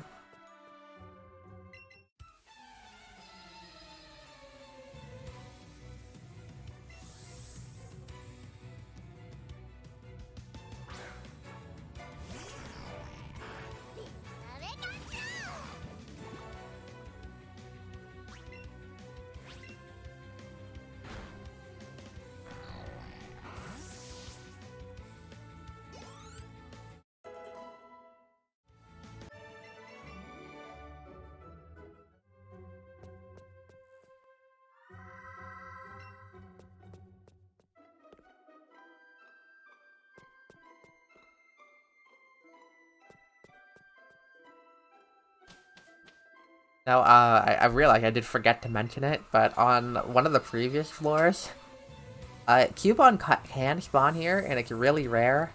And I had a Cubone spawn as I was going up the stairs, which was really sad. It would have been like one of the only times that getting Cubone and Tower would have actually been useful. But alas, it didn't happen. I totally forgot to point it out, but it happened like a minute ago after going up the stairs right before the first trainer.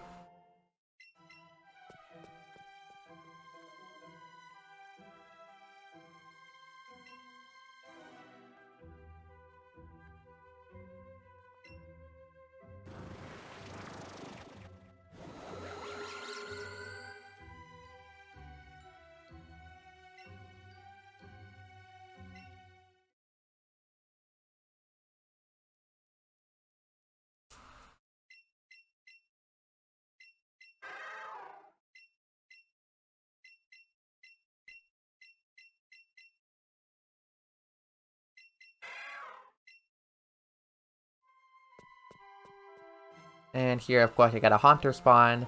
Not useful for me at all. So I just go without Ghastly.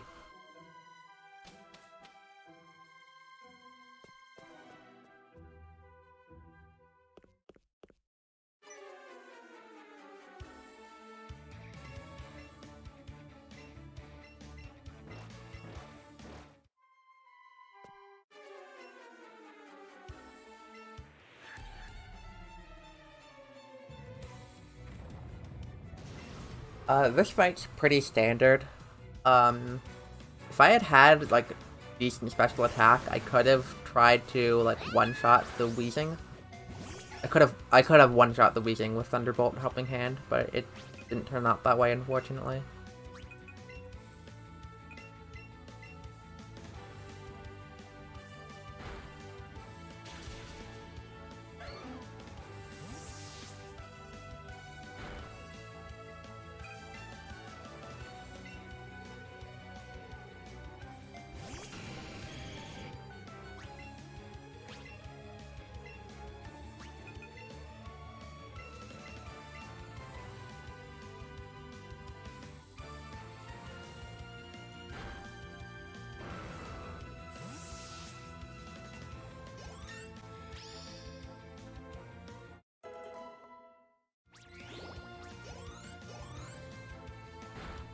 So here, because Nidoking got targeted that turn, I can freely Helping Hand and just like hope and pray that I get a crit and save a turn. And I get really close actually, but no cigar.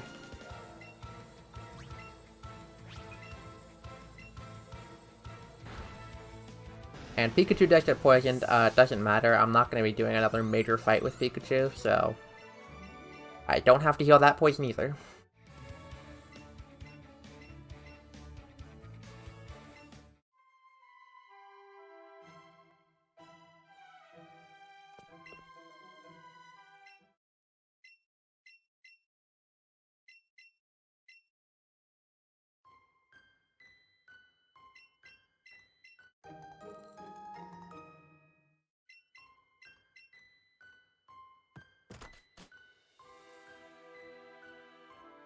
So here, normally you'd want to be depositing Pikachu, Nidoking, and Wigglytuff and only keeping Rhyhorn. But I keep Pikachu for two reasons. One, I need something to run away from Snorlax with. Rhyhorn is very slow. Usually you use Ghastly, I don't have Ghastly, so I have to keep the Pikachu. Second, you need two things in your party to do two controller catches. I am not going to be the person that's going to do one controller Route 17 catches. It would be really bad.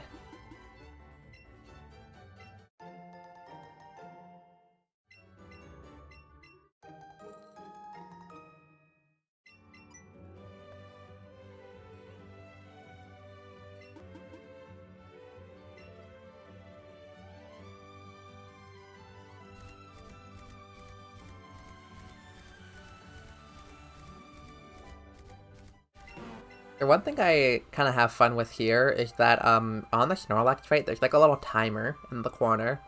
You have like a 5-minute limit to defeat the Pokemon you're battling here. Or else, I guess it runs away, I think. I don't know. I've never had the timer run out on me. And if you do like really optimal like menuing here, you can get it. You can like get the screen to fade before it goes to 456. And I always go for it because it's very important to me. And definitely not at all like an extremely minor time save.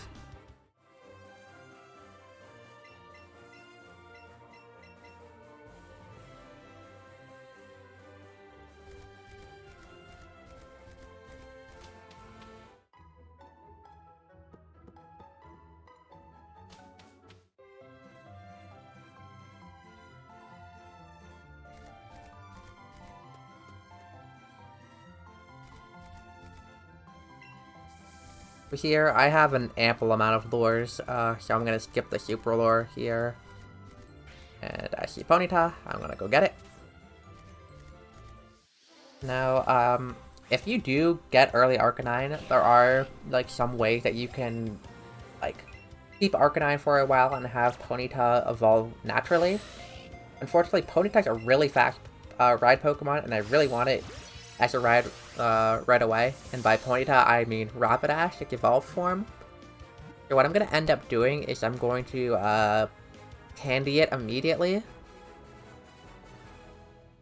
But there's a bit of a problem. Normally, I would take out all the Pokemon in my party that I don't need. But if I did that, I would only be left with Rapidash. And I don't want that. So what I instead do is I keep Pikachu and Rhyhorn in the party. The only other thing I would consider catching on this route is Doduo, which I would hopefully see. And then I can just deposit Pikachu and Rhyhorn after I get Sea-Skim. If I deposited everything but Rapidash, then I would have to one-controller Doduo if I saw it, and that wouldn't be very, good.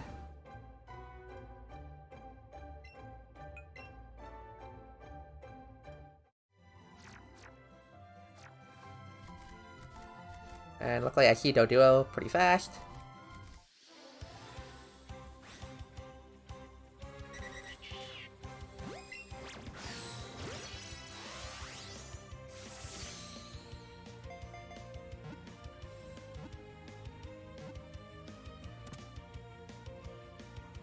So now I've gotten pretty much like everything that would be worth getting on this route, so I like stop paying attention to spawns at this point. I will pick up the elixir, which you'll need. I'll pick up the rare candy, which I need as well. An item that you can get here, but I didn't end up getting, were silver raspberries. Generally, if you're getting Tentacool, you want to pick up the silver raspberries and then use them both on Staryu and Tentacool. But because the only thing I would be silver razzing would be Staryu on this run, I decided I'd just skip it and just use a regular raspberry instead. I also run into the sign. Kind of funny.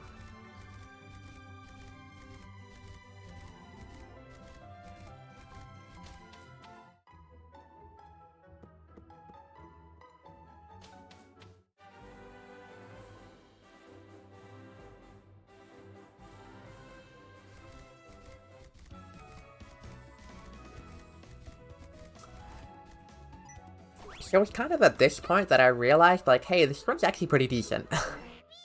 like the 150 and 151, like, kind of around a 150 C-Skim with, like, 39 Pokemon is pretty okay. And I'm about to get a low 151 C-Skim with 43 Pokemon. So I'm thinking, like, oh, this run's pretty good at this point.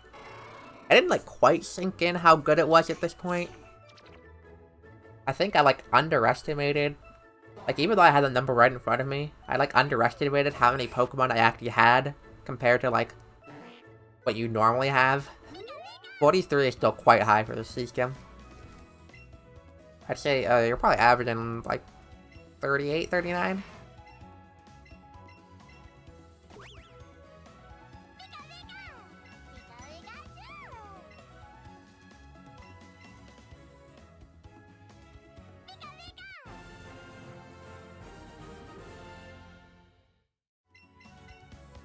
So, the only things I need to catch left are I'm going to catch Staryu, and I'm going to catch Grimer. If a Tentacool spawns on me, I am willing to catch it. But I hope not to, because Tentacool actually kind of a really annoying catch.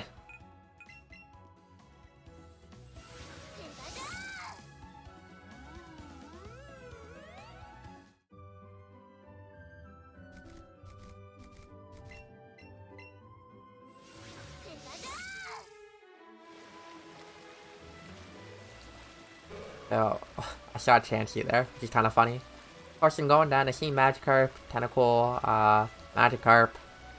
Not seeing any Staryus, and I'm getting kind of sad, because I've had a lot of runs where I get to this point, and I just cannot find Staryu for, like, a minute or two, and then the run's just dead.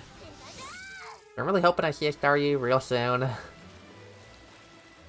don't see one. I don't see one. one spawn is all the way up there, and I have to go all the way back, but it's worth it. Now, I don't see this at the time, I don't generally pay attention to CP, but this Starmie CP is 1140. For reference, Starmie CP can be anywhere from 962 to 1171. This is the highest Starmie CP I have ever seen. Also, I got a breakout here. Sucked. 2 breakouts in the run.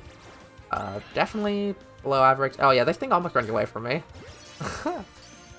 There seems to be a pattern in all of my recent PBs where I have like a water spawn that like almost runs away from me. Had it happen in both my AOP PBs.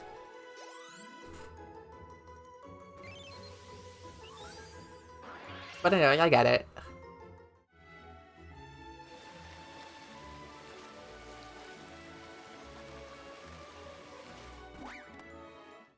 And yeah, I don't see the CP, so I'm just kind of hoping, like, I hope this is, like, a decent start. Yeah.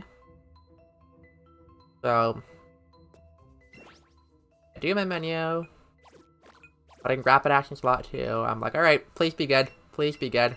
Please be good. 90 special attack. 94 speed at level 44. 92, 96 at level 45. This is by far, not even close, the best start you have ever seen. And now is the point where I'm like, this run can be really good.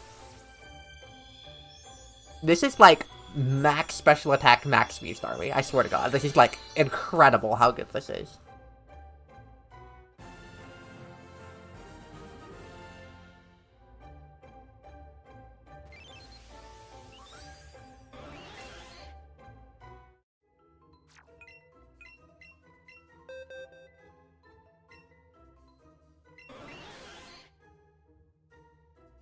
So I'm like, okay. Still a lot of things that can happen here. And I'm still, like, not fully convinced that the pace is, like, very good yet.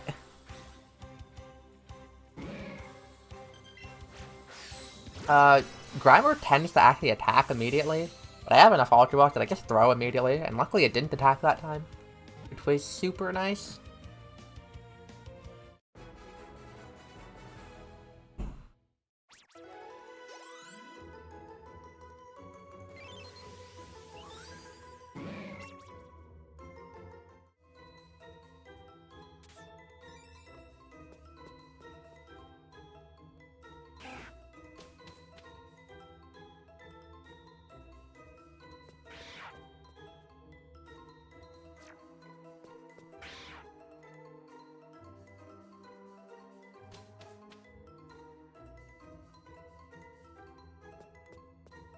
Oh, also like a 1% Ditto on the top floor. AOP runners get mad.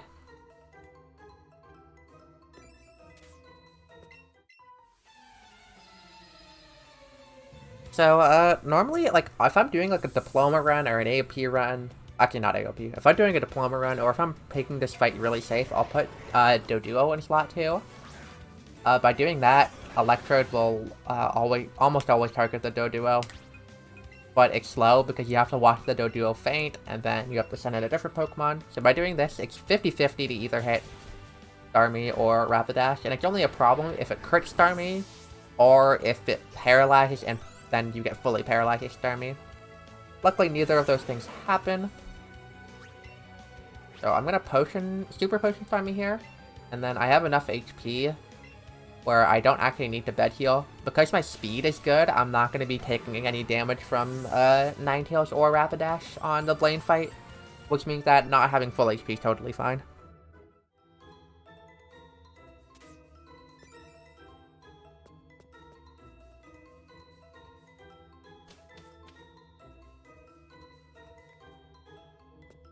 Here, I see this muck, and I see it's going up kind of toward the area that I'm gonna have to be walking soon. I have to be really careful, especially because I have to dodge the muck and dodge this spinner. This spinner can actually see really far, so you have to be careful to not, like... If I'm going up, I have to be careful to not go up too early and hit the spinner. I have killed a run before by doing that. Because I got the Route 6 candy, I can skip the rare candy and mansion here. And also because I got the ether on Route 25, I can skip the max elixir. So I'm just gonna walk straight to the secret key. Oh, also I got a ditto down here too. Get mad AOP runners. And now I'll be going to Blaine.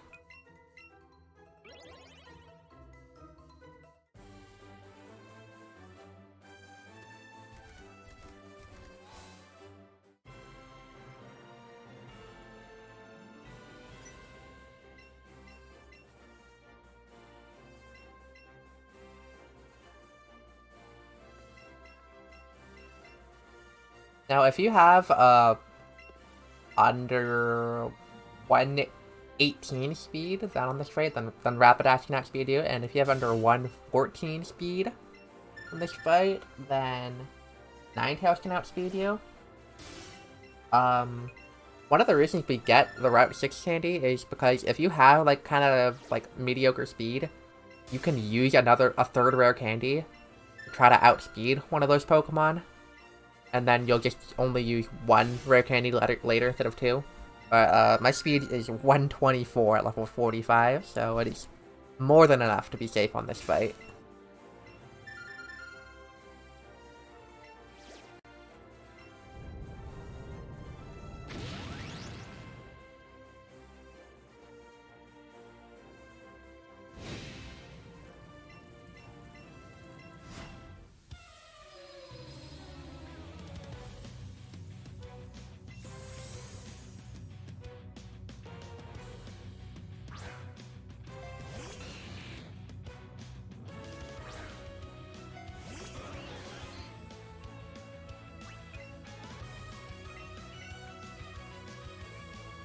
Okay, this is a pretty standard fight. You normally get Confused Ray turn 1.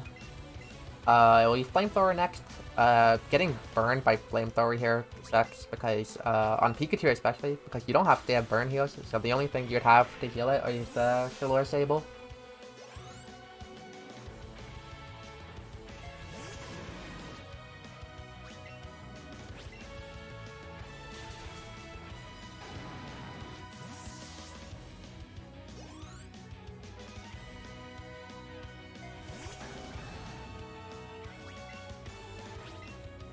But yeah, very standard Blaine.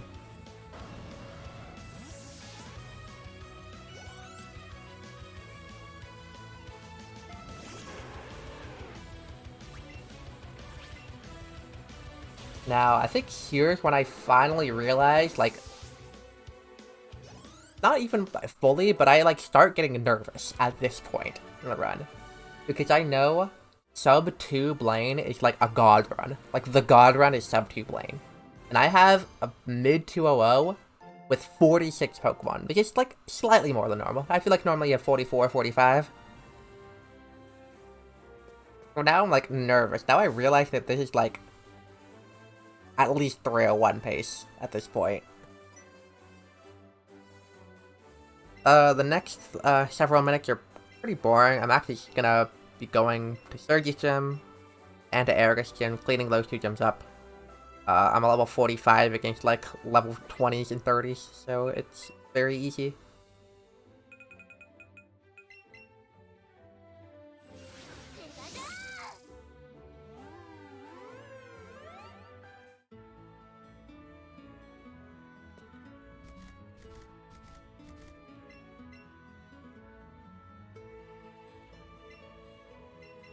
Yes, thank you, Greta. Sounds like a good time for hydration.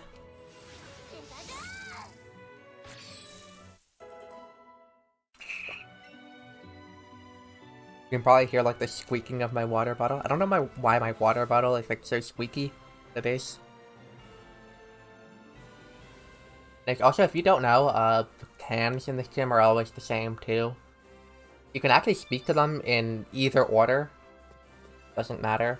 I do like hesitate for a second because talking to that second can in the middle, it's really easy to get like seen by the trainer to the left or accidentally talk to the sailor. So I kind of do this like stop and turn for a sec just to make sure I'm not getting seen.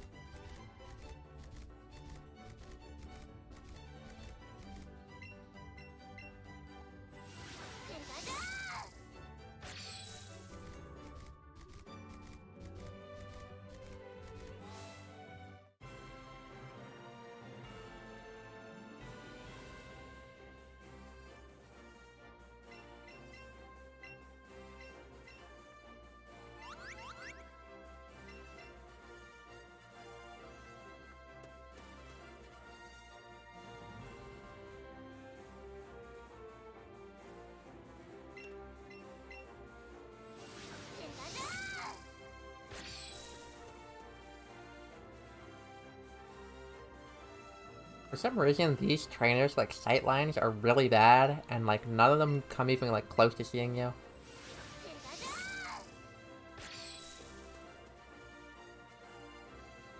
I don't know why it's like that in this gym, but it is.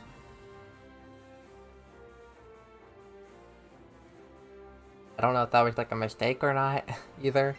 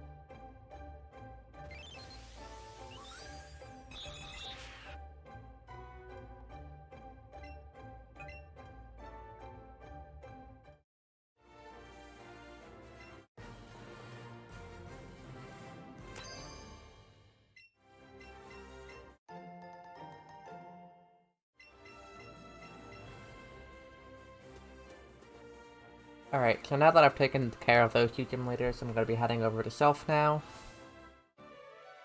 So one thing I could do is actually swap Dodrio to slot 2 here. Because I'm actually gonna be using it for the next fight. There is a strategy where you can use Rapidash instead of Dodrio and you don't have to do that swap. But you have to hit a 85% Fire Blast. Pretty much for the run. The army will just die if you miss it. And, I don't feel like risking that. There's already going to be... That swap takes, like, 2 seconds to do. There's already going to be so many other, like, dangerous things I have to do in this run. I almost sneaked into the mic, I'm sorry.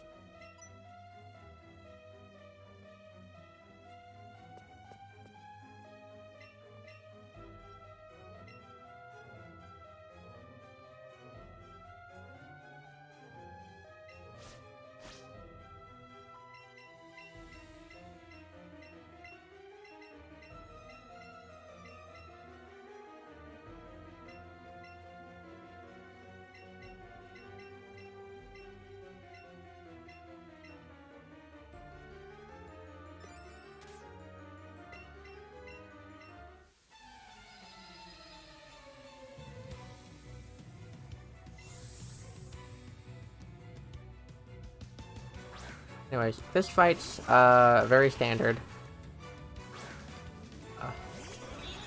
I check here to, like, make sure, like, do I have enough X special attacks to do X special here? I have 6, and I only need, like, 2.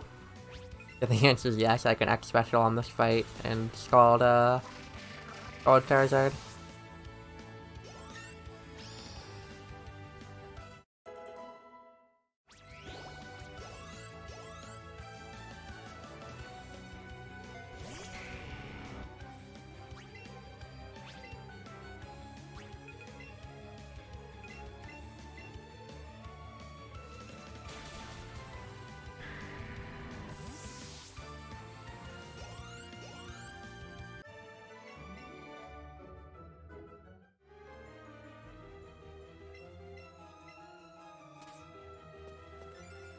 Now here comes the biggest time swing in the ring, Archer Double. I get a pretty, like, standard fight in terms of, like, length. Like, on average, you're probably gonna get about a 5-turn. 4-turn is good, 3-turn is, like, amazing, and then anything 6 or more is bad. I get a 5-turn fight here, but, like, a lot of really interesting things happen to get that 5-turn. None of which, like, really matter that much. They're just kind of fascinating.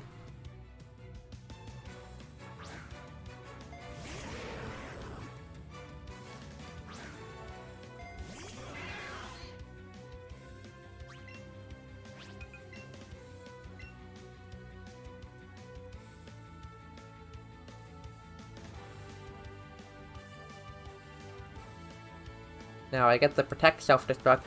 This fight, can go really badly. Okay, can either send out either Golbat or Weezing here.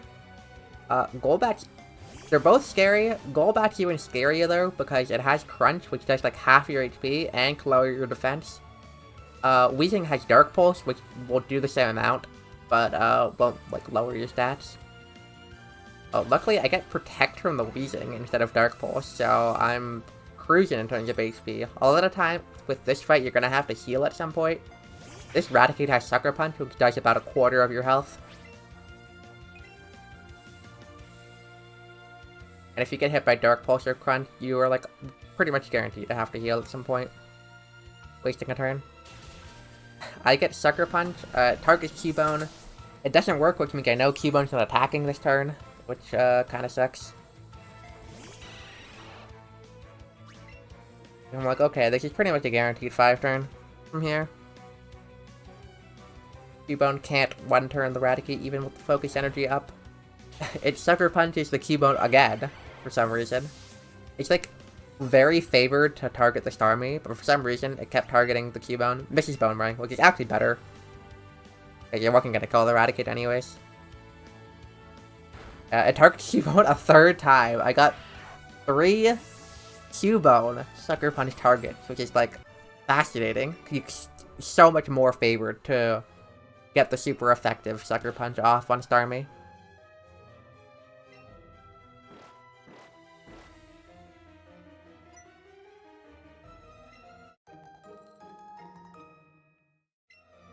Yeah, anyways, not a good fight, but, it could have gone worse, for sure.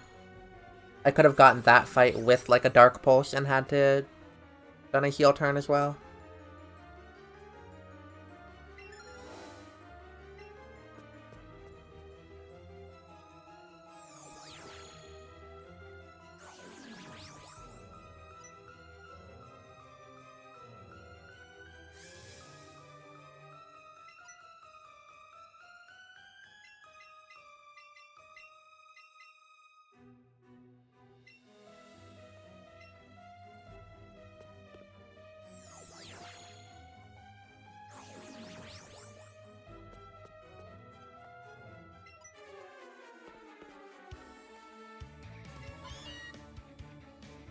So this fight, I just don't want to get paralyzed. If I get paralyzed again, I'll have to use my Shlur Sable, which would kind of suck, but it wouldn't be the end of the world.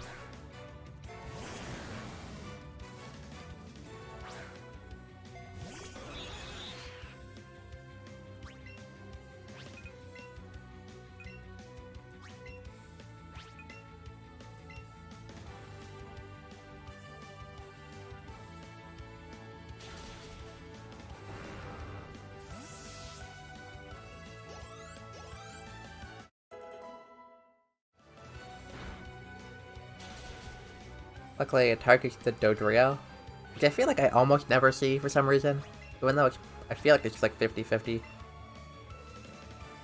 Target Starmie or Dodrio.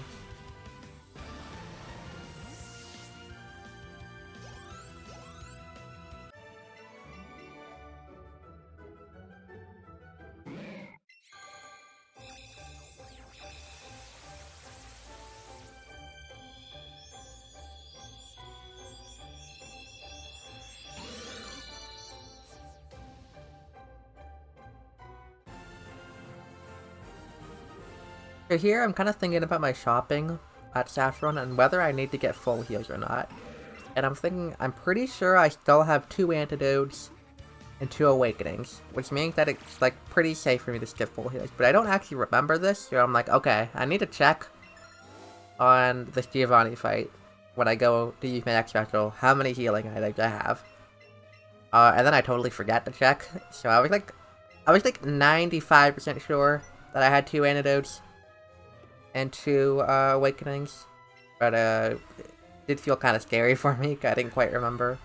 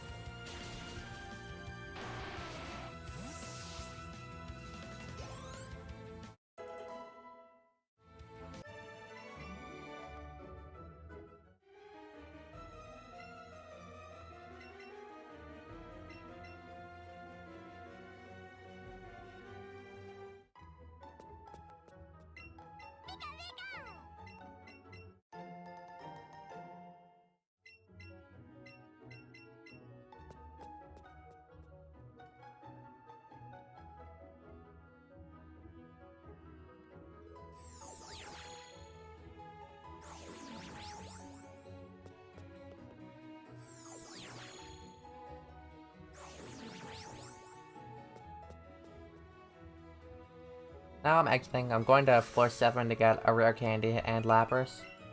There is like a scenario where you would skip this rare candy if you if you let Ponytail evolve naturally and you got the Route 6 candy, then you would skip this one. But here I pick it up, which is pretty standard.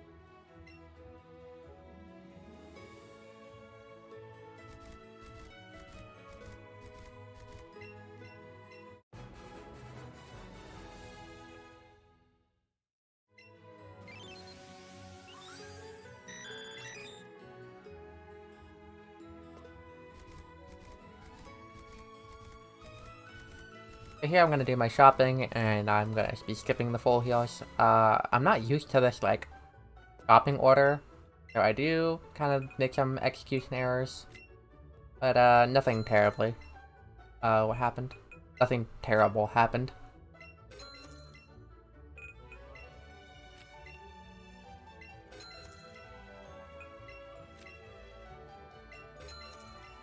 Because X special attacks are the last thing you buy just maximum. That number is 99. You only need like 23, I think, maybe. That number sounds right.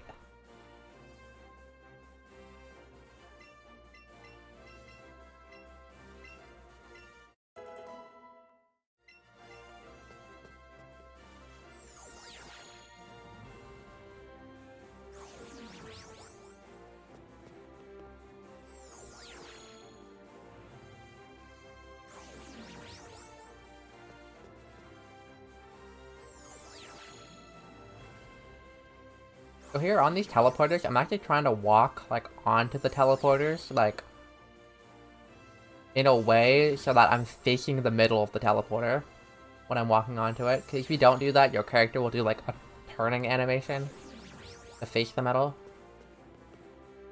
Like, slow. I also do that with elevators as well. I, like, walk to elevators so that I'm facing the middle of the elevator. I wait for that, like, handler there to spin, because she spins very quickly, and it's worth just waiting. Instead of trying to go around her.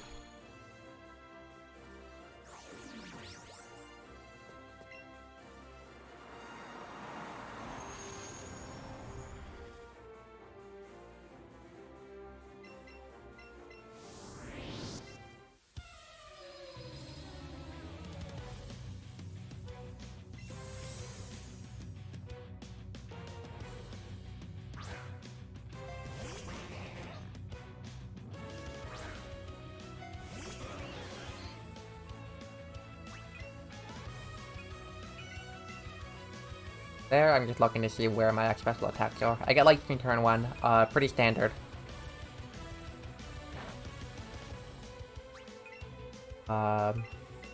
This fight can get weird if you get like a lot of special defense drops from Psychic. I don't. It goes very smoothly for me.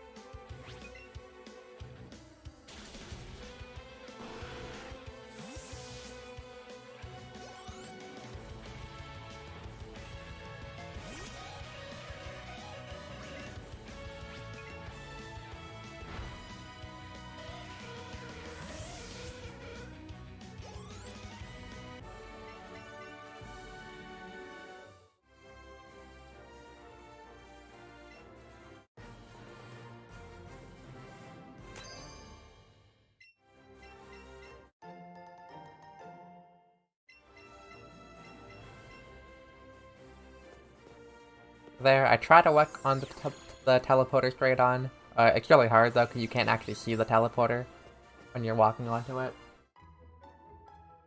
Now I'm gonna be doing a decently big menu, just like healing, picking up Pokemon I don't need, moving around my X items. One interesting thing is that my cursor, like, there moves up on its own. I didn't actually, like, press up. And I didn't know that was a thing. I'm also gonna use my candies here. It's level 49. Getting to level 49 right here basically make it so that you're 50 for Kangaskhan and 53 for Lance's Dragonite. Both of which are, like, pretty much requirements.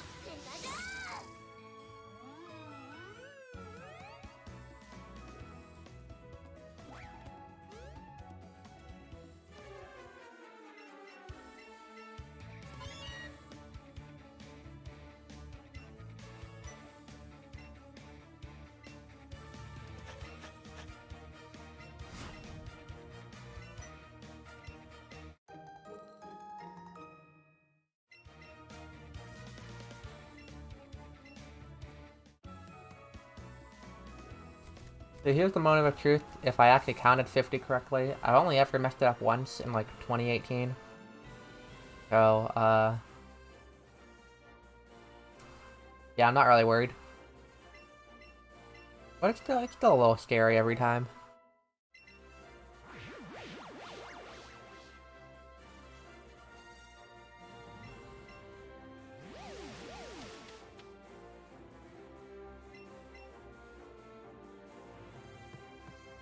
Now, for this Jaden fight, there's actually something I want to talk about. I see a lot of runners make a mistake on the Satan fight, and I want to like set the record.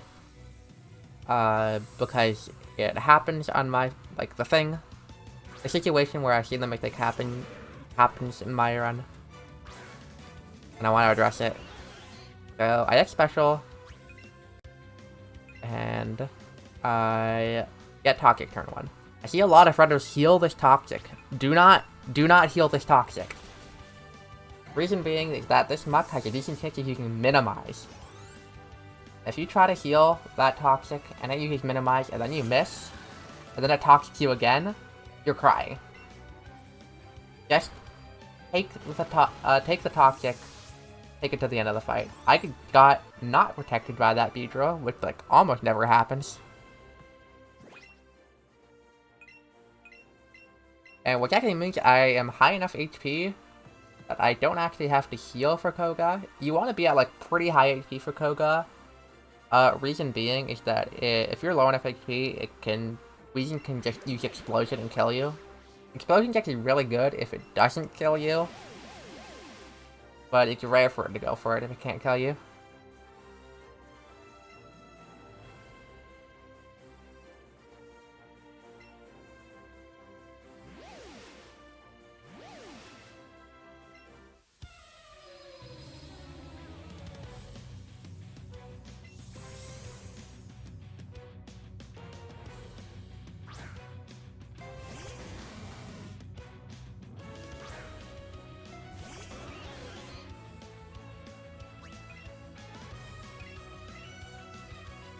So I get poisoned here again. This poison you can heal immediately because this Weezing only has toxic and protect. Only has toxic, protect, and explosion. And the fact that I got poisoned twice on this fight and twice in this gym and had to use my 2 antidotes is why I was really glad I did not get have to heal other poisons that I got in this run, because I used all of my antidotes.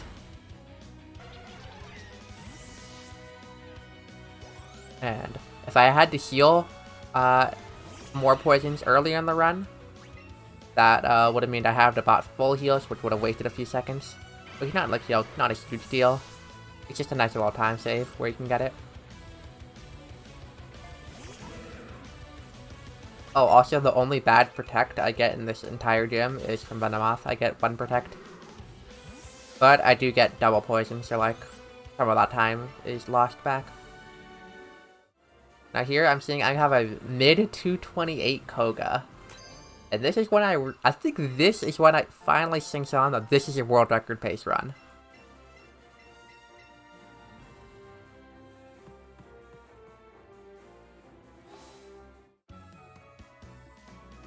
But, you know, I'll like briefly consider, like, do I want to play this safe? But like, I don't know exactly how far ahead of world record I am, and plus my star mix like so good. Like I need to just go for everything, because if I'm not going for it now, then I'm never going for the riskier strats.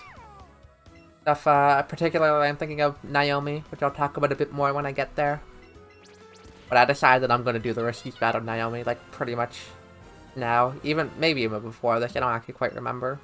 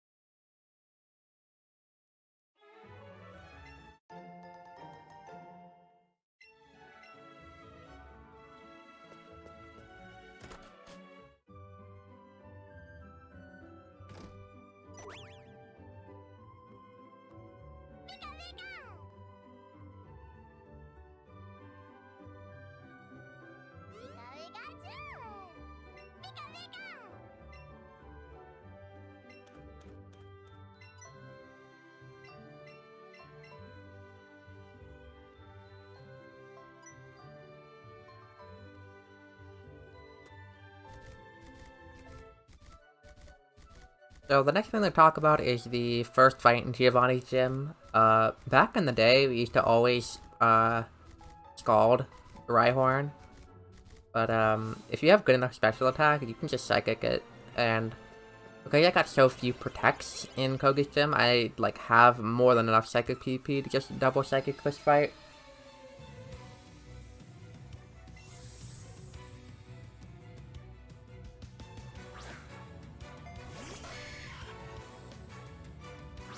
Yeah, if you get, like, a ton of protection the Kogi gym, you do have to be careful with your PP here. But my PP is so good that, I don't, like, have to even think about it.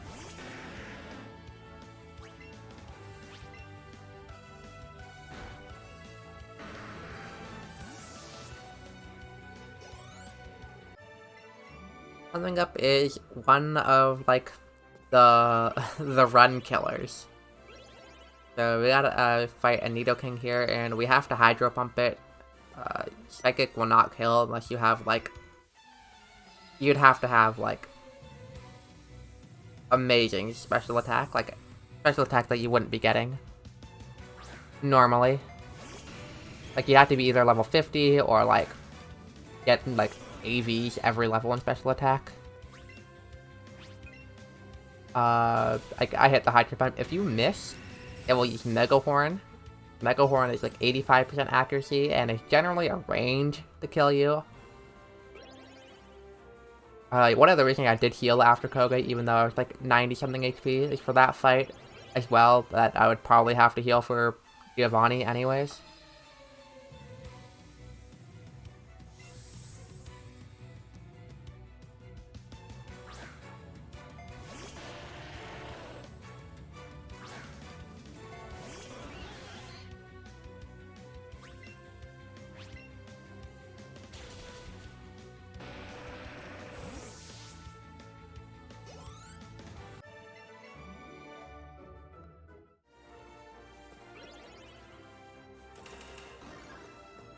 Here's Giovanni 3.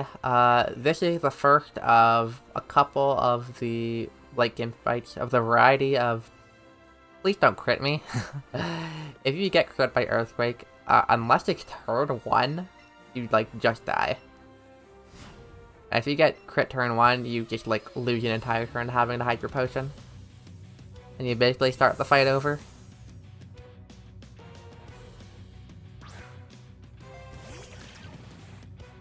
It can use Sucker Punch and Slash, which will do less damage, but it usually goes for Earthquake.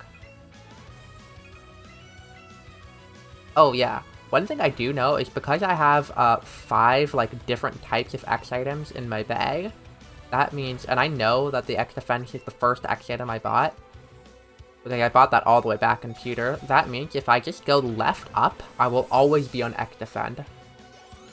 That, like, as long as you have not run out of X attacks, that will always happen in a Pika run.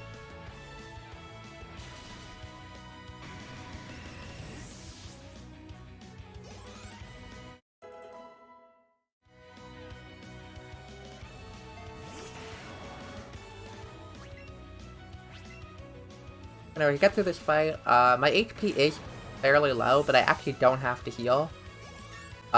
Because Pidgeot's, let's see, my defense here is 108.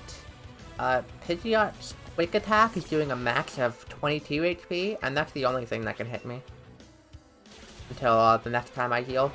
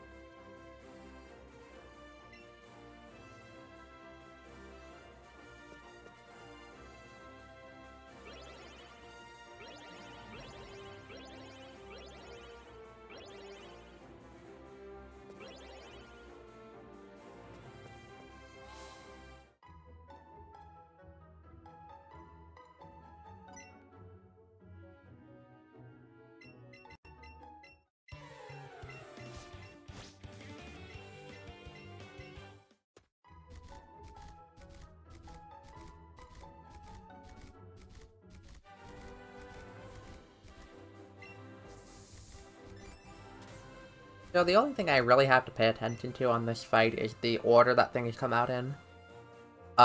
If either Vileplume or Marowak can come out second, and if Marowak comes out second, I will have to Scald that, and then Psychic the next two things. If Vileplume comes out second, I can just Psychic, Vileplume and Marowak.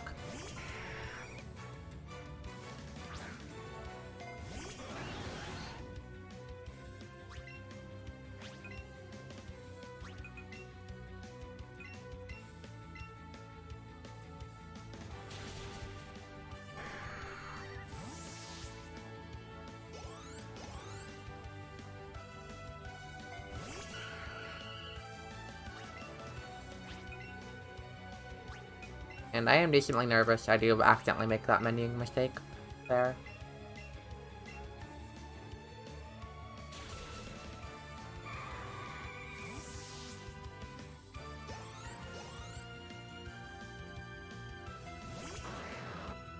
Oh, and by the way, since I did get Vileplume, come out second, I can't just triple Psychic the rest of this fight. You do have to be careful with your Psychic PP. If you've got a lot of protection cohesion, make sure you have enough. And then on this last turn, I will be healing Starmie.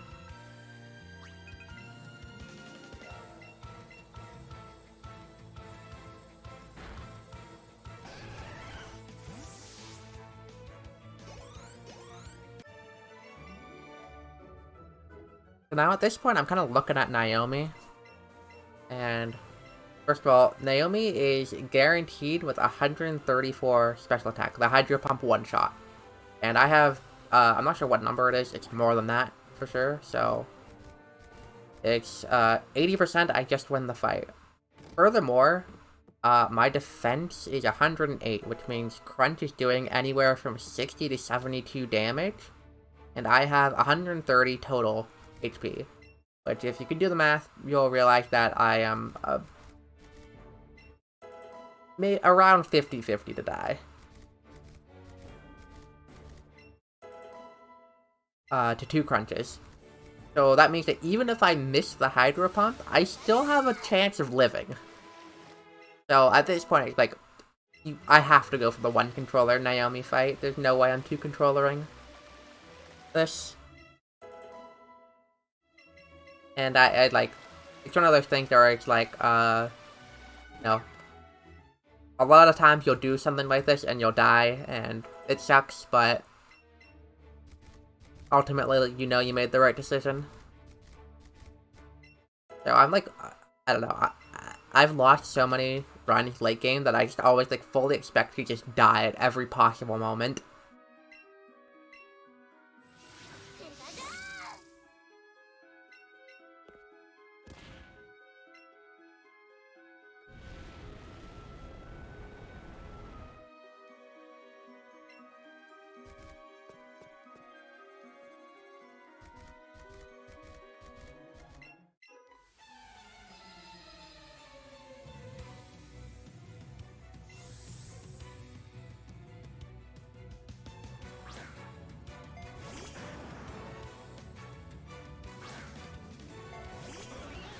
Alright, so Crunch has 60 to 72 HP. I'm hoping for a low roll here.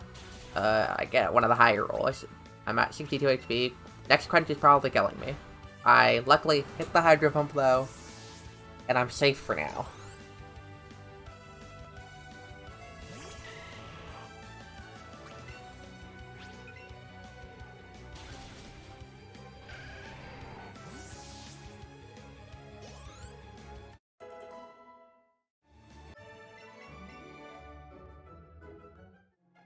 Now this upcoming spinner here can actually only see you when he's facing left, so as long as he's not facing left, it's a safe pass.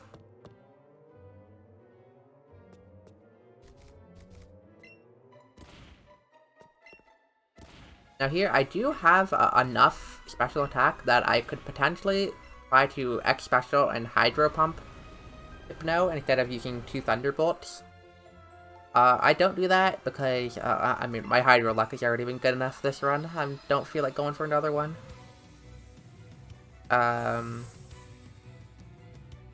And if I went to for Hydro, it probably would have been like under 50% that I would have actually even saved the turn. And like 20% that I just like completely lose one. Plus, I don't want to get put to sleep too many times. I don't, since I didn't like buy full heals, I only have a limited number of healing items.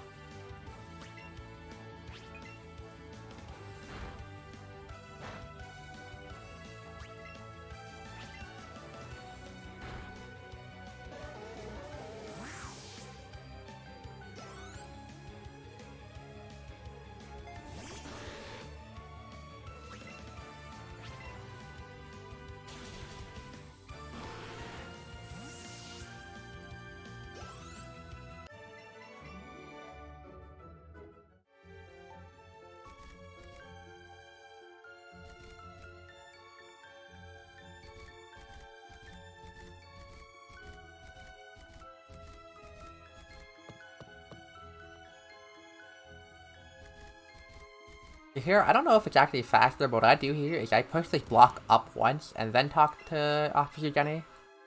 Just because when you go up and around that block, you already have to get like pretty close to Jenny. So I feel like it's better to talk to her there. Rather than any other time.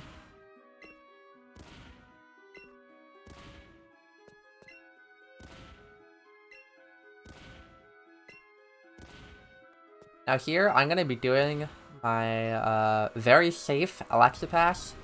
It's pretty slow, definitely loses you like a couple seconds to like an optimal Alexa skip. But it's like you are guaranteed to get past. And here's what you do. Go in the corner, you go up on the wall, just hold an angle very slightly up from left. And just hold it. You'll never hate Alexa if you do this.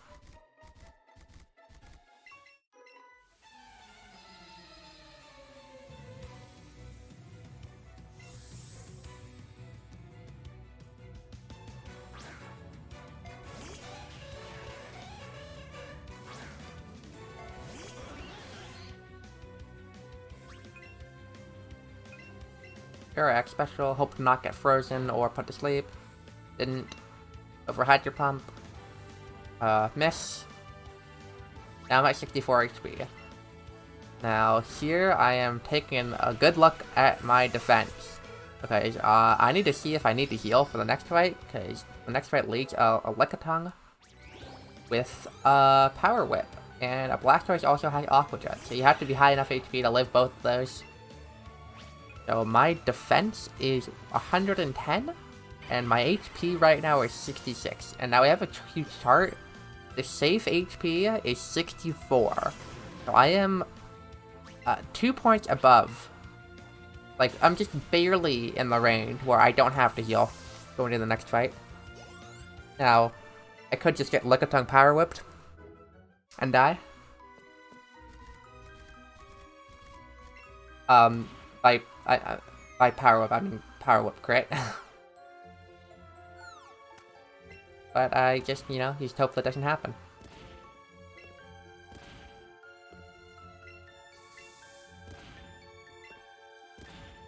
Oh, I got the repel like 2 or 3 steps into this water pushing here, which is like really late for me. I usually get that repel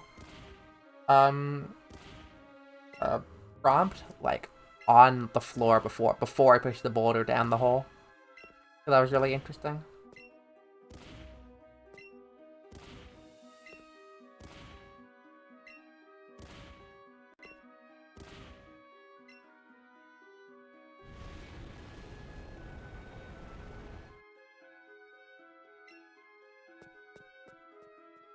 Here, if you if you're like hugging the wall too much, then Rapidash like won't spawn.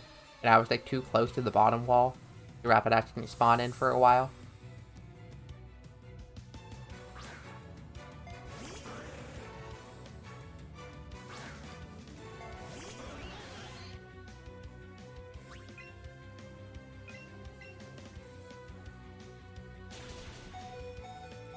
So I take a 46 roll from Power Up. I actually think it's the low roll.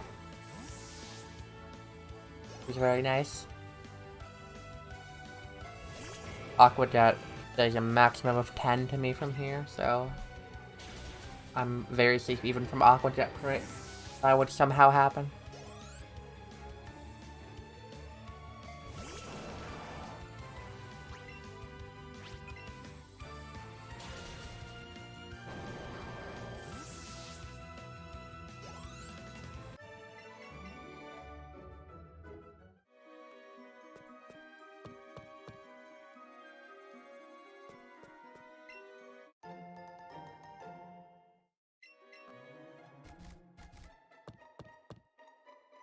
So now I'm at a victory road, and the only thing I have left is E4. E4 in this game is definitely like a lot safer than like red or yellow or fire red leaf green. There's still definitely some scary moments though. So this run is like very much not out of the woods.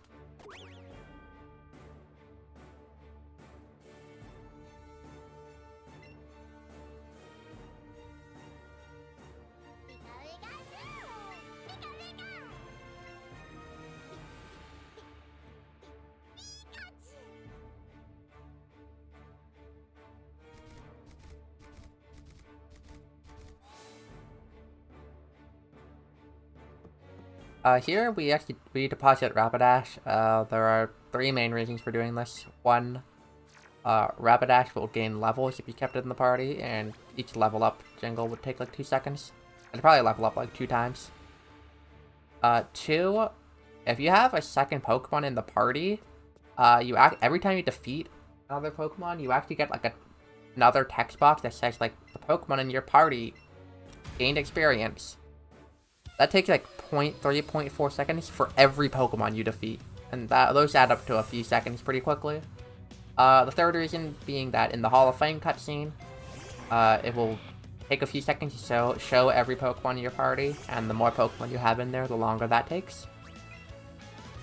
So we just want to take it out as soon as we're done riding Rapidash. If you don't have to heal for Lorelei, you actually want to keep it in until the next time you have to heal, which could either be on Bruno or Agatha. Just because it's not worth it to take it out of the party and not do anything else in the menu. A lot of the time, if you have not great stats, you would have to triple X Special this fight, or go for a Hydro Pump on Jinx. But my special attack's so good that I can do 2 X Specials and Scald Jinx.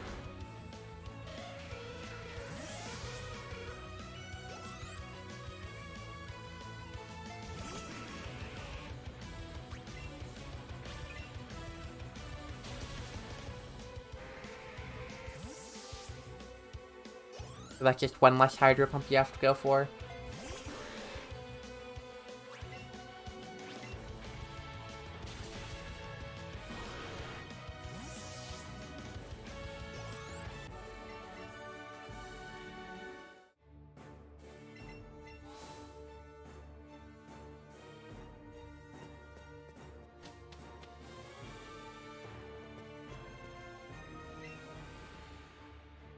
Bruno's a very straightforward fight, pretty much nothing to talk about for it, but here I'm basically just kind of looking at my Starmie stats for the next level up.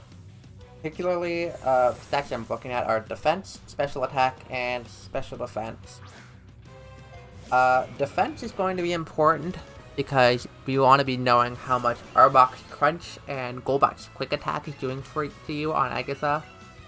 Plus, when we get the champ, you'll be wanting to know how much Pidgeot's Quick Attack is doing to you. Special Attack is important because you want to know if you are able to one-shot Lance's Dragonite, which you need 140 Special Attack to do. You also want to see some champion ranges as well, specifically Thunderbolt at +2 on Pidgeot and +4 Psychic on Jolteon. And finally, Special Defense is useful because you want to know how much Thunderbolt on Weezing on Agatha is going to do, as well as Seadra's Hyper Beam and Pidgeot's Air Slash. So I'm kind of just taking mental note of that. I will level up to 53 on Lance, so I'll have to look at it again for the champion fight. But if I forget to check, at least checking at 52 gives me a good ballpark.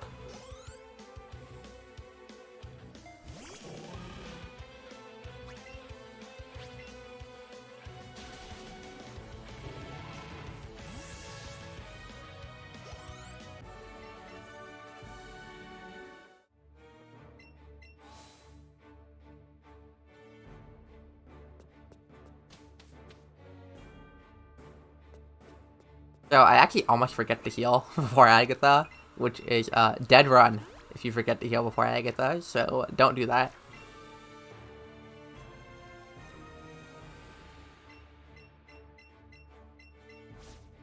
So I get the standard Agatha fight here, which is Paralysis turn 1, and then Crunch turn 2, and then you full restore, and then you sweep your Psychic. There's a lot of weird things that can happen in Agatha. It's possible to have like absolute god speed, which means that you can skip the X speed, which is quite good. Because not only do you save a turn, but you can also skip the full restore if you know that you're going to have that high speed beforehand. Next weird thing that can happen is because Starmie's happiness is high enough, at 153 now. Meaning, one thing you'll notice, they're kind of doing this like turnaround every time it's using a super effective move. What that also means is that it has the possibility to heal off status on its own without you having to use an item, and if it does that, you can save a turn. The fight goes differently if it does that on turn 1 or turn 2, because if it heals the paralysis, you basically just want to immediately kill Arbok no matter what. You can get Crunch turn 1 from the Arbok instead of Glare, and that basically means actually like really bad, especially on any percent where you don't have like extra Pokemon in the back. Because it basically means you have to do your setup on Weezing, which has Thunderbolt, so you have to X Special Defense, then heal, then X Speed, and then go. All of that while like hoping you don't get like paralyzed. Okay, if you get paralyzed, you'll have to use your full restore, and if you get paralyzed again, it's very sad. So generally, setting up on Weezing's not fun. Arbok can also defense drop you with Crunch, which makes it so that its Crunch does a lot more, and Golbat's Quick Attack will do it a lot more. So there's a lot of things that can go wrong. I got just a good standard Agatha fight though, so I didn't have to worry about like any of that. So here I get a really interesting Lance fight.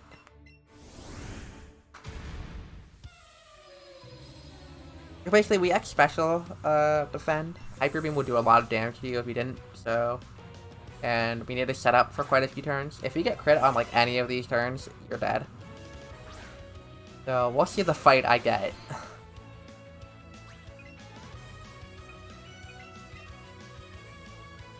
Get Hydro Pump misses.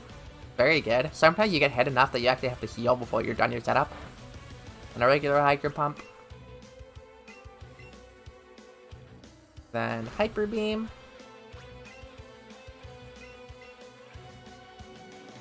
Gonna have the recharge turn, and then I have one more turn to get hit. Hyper Beam misses. And now the miss is actually very important, because I was prepared, if you get Hyper Beam on your final setup turn, you actually are supposed to heal on the recharge turn. Which makes it so you don't have to actually heal out of battle before champion. Now this is like, I got the Hydro miss and the Hyper Beam miss, which means I'm like way higher HP than I normally am. And I actually do make a slight mistake here after this fight, which I'll talk about now and talk about why it was a mistake.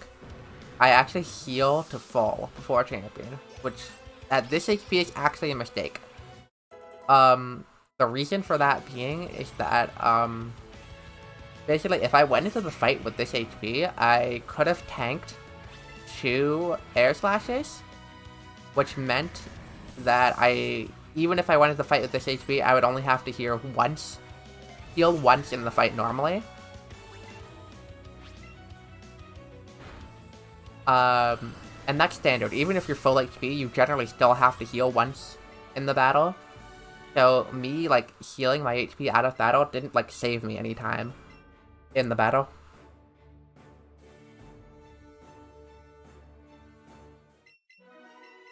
Anyways, I believe it was 151 special attack here, which is, like, extremely good. I look at the Here's the mistake where I heal. I look at the Pidgeot +2 Thunderbolt ranges, and I am about 81% one-shot it. And I consider going for this. It's only worth going for if Air Slash misses at least once, because you can save a heal by doing it.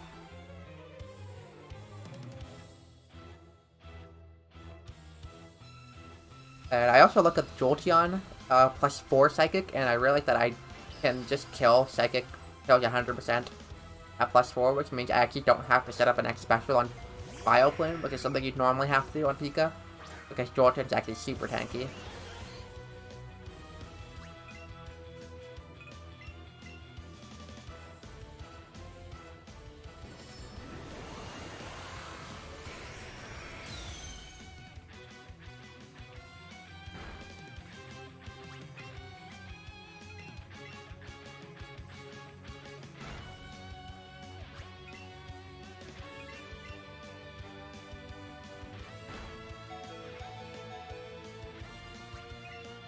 Here, I'm in quick attack range, so I can't go for the +2 Thunderbolt here. Or I would have just died.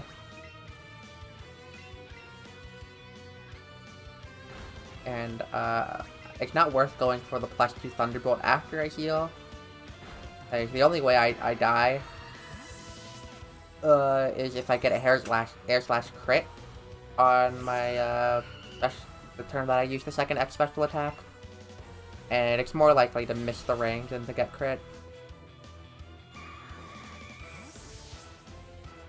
So at this point, it is GG. I just need to click all the Psychics and then use Thunderbolt on the last Pokemon, and then I am done. From Champ Fade Out to the Hall of Fame Fade Out, which is one-time end, is almost exactly 1 minute. It's like very slightly less than 1 minute.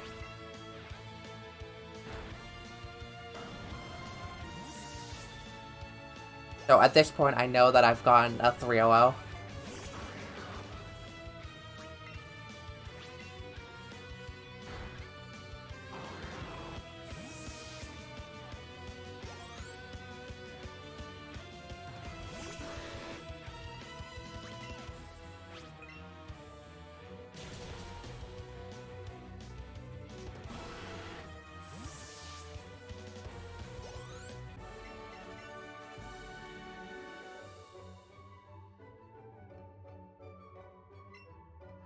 So yeah, this run had, like, so many weird things happen. The catch count doesn't make any sense. I had, like, an absolutely amazing Starmie.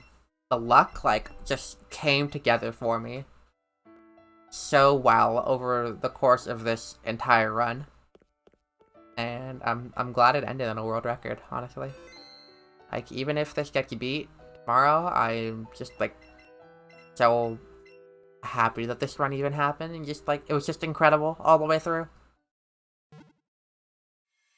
Like, even if this run died late game, I still would have uploaded this. There were just, like, so many incredible things happened.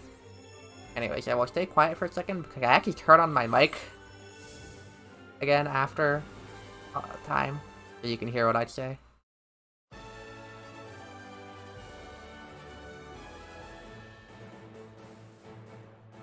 Oh my fucking god, I cannot believe I just fucking skipped 301.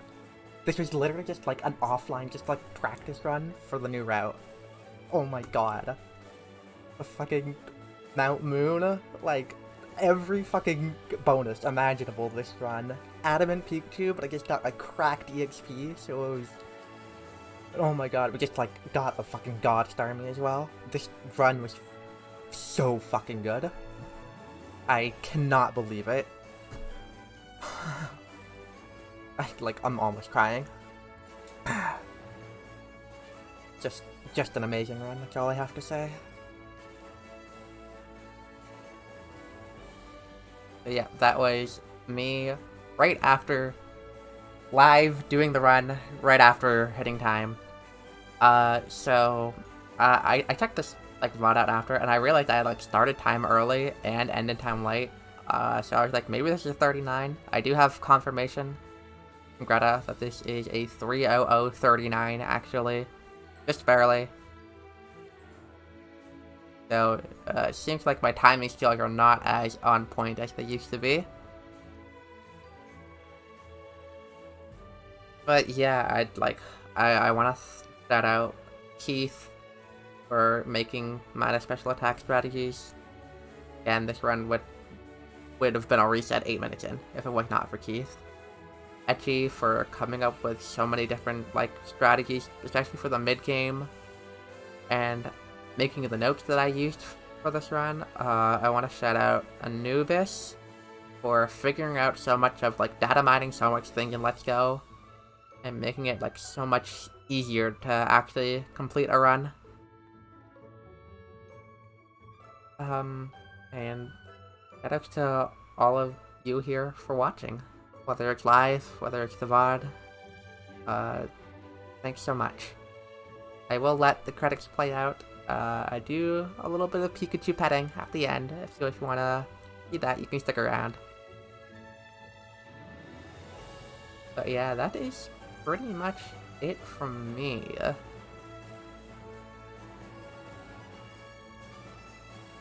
Just a really good run all around. So happy after over 3 years, I have gotten world record in this game again.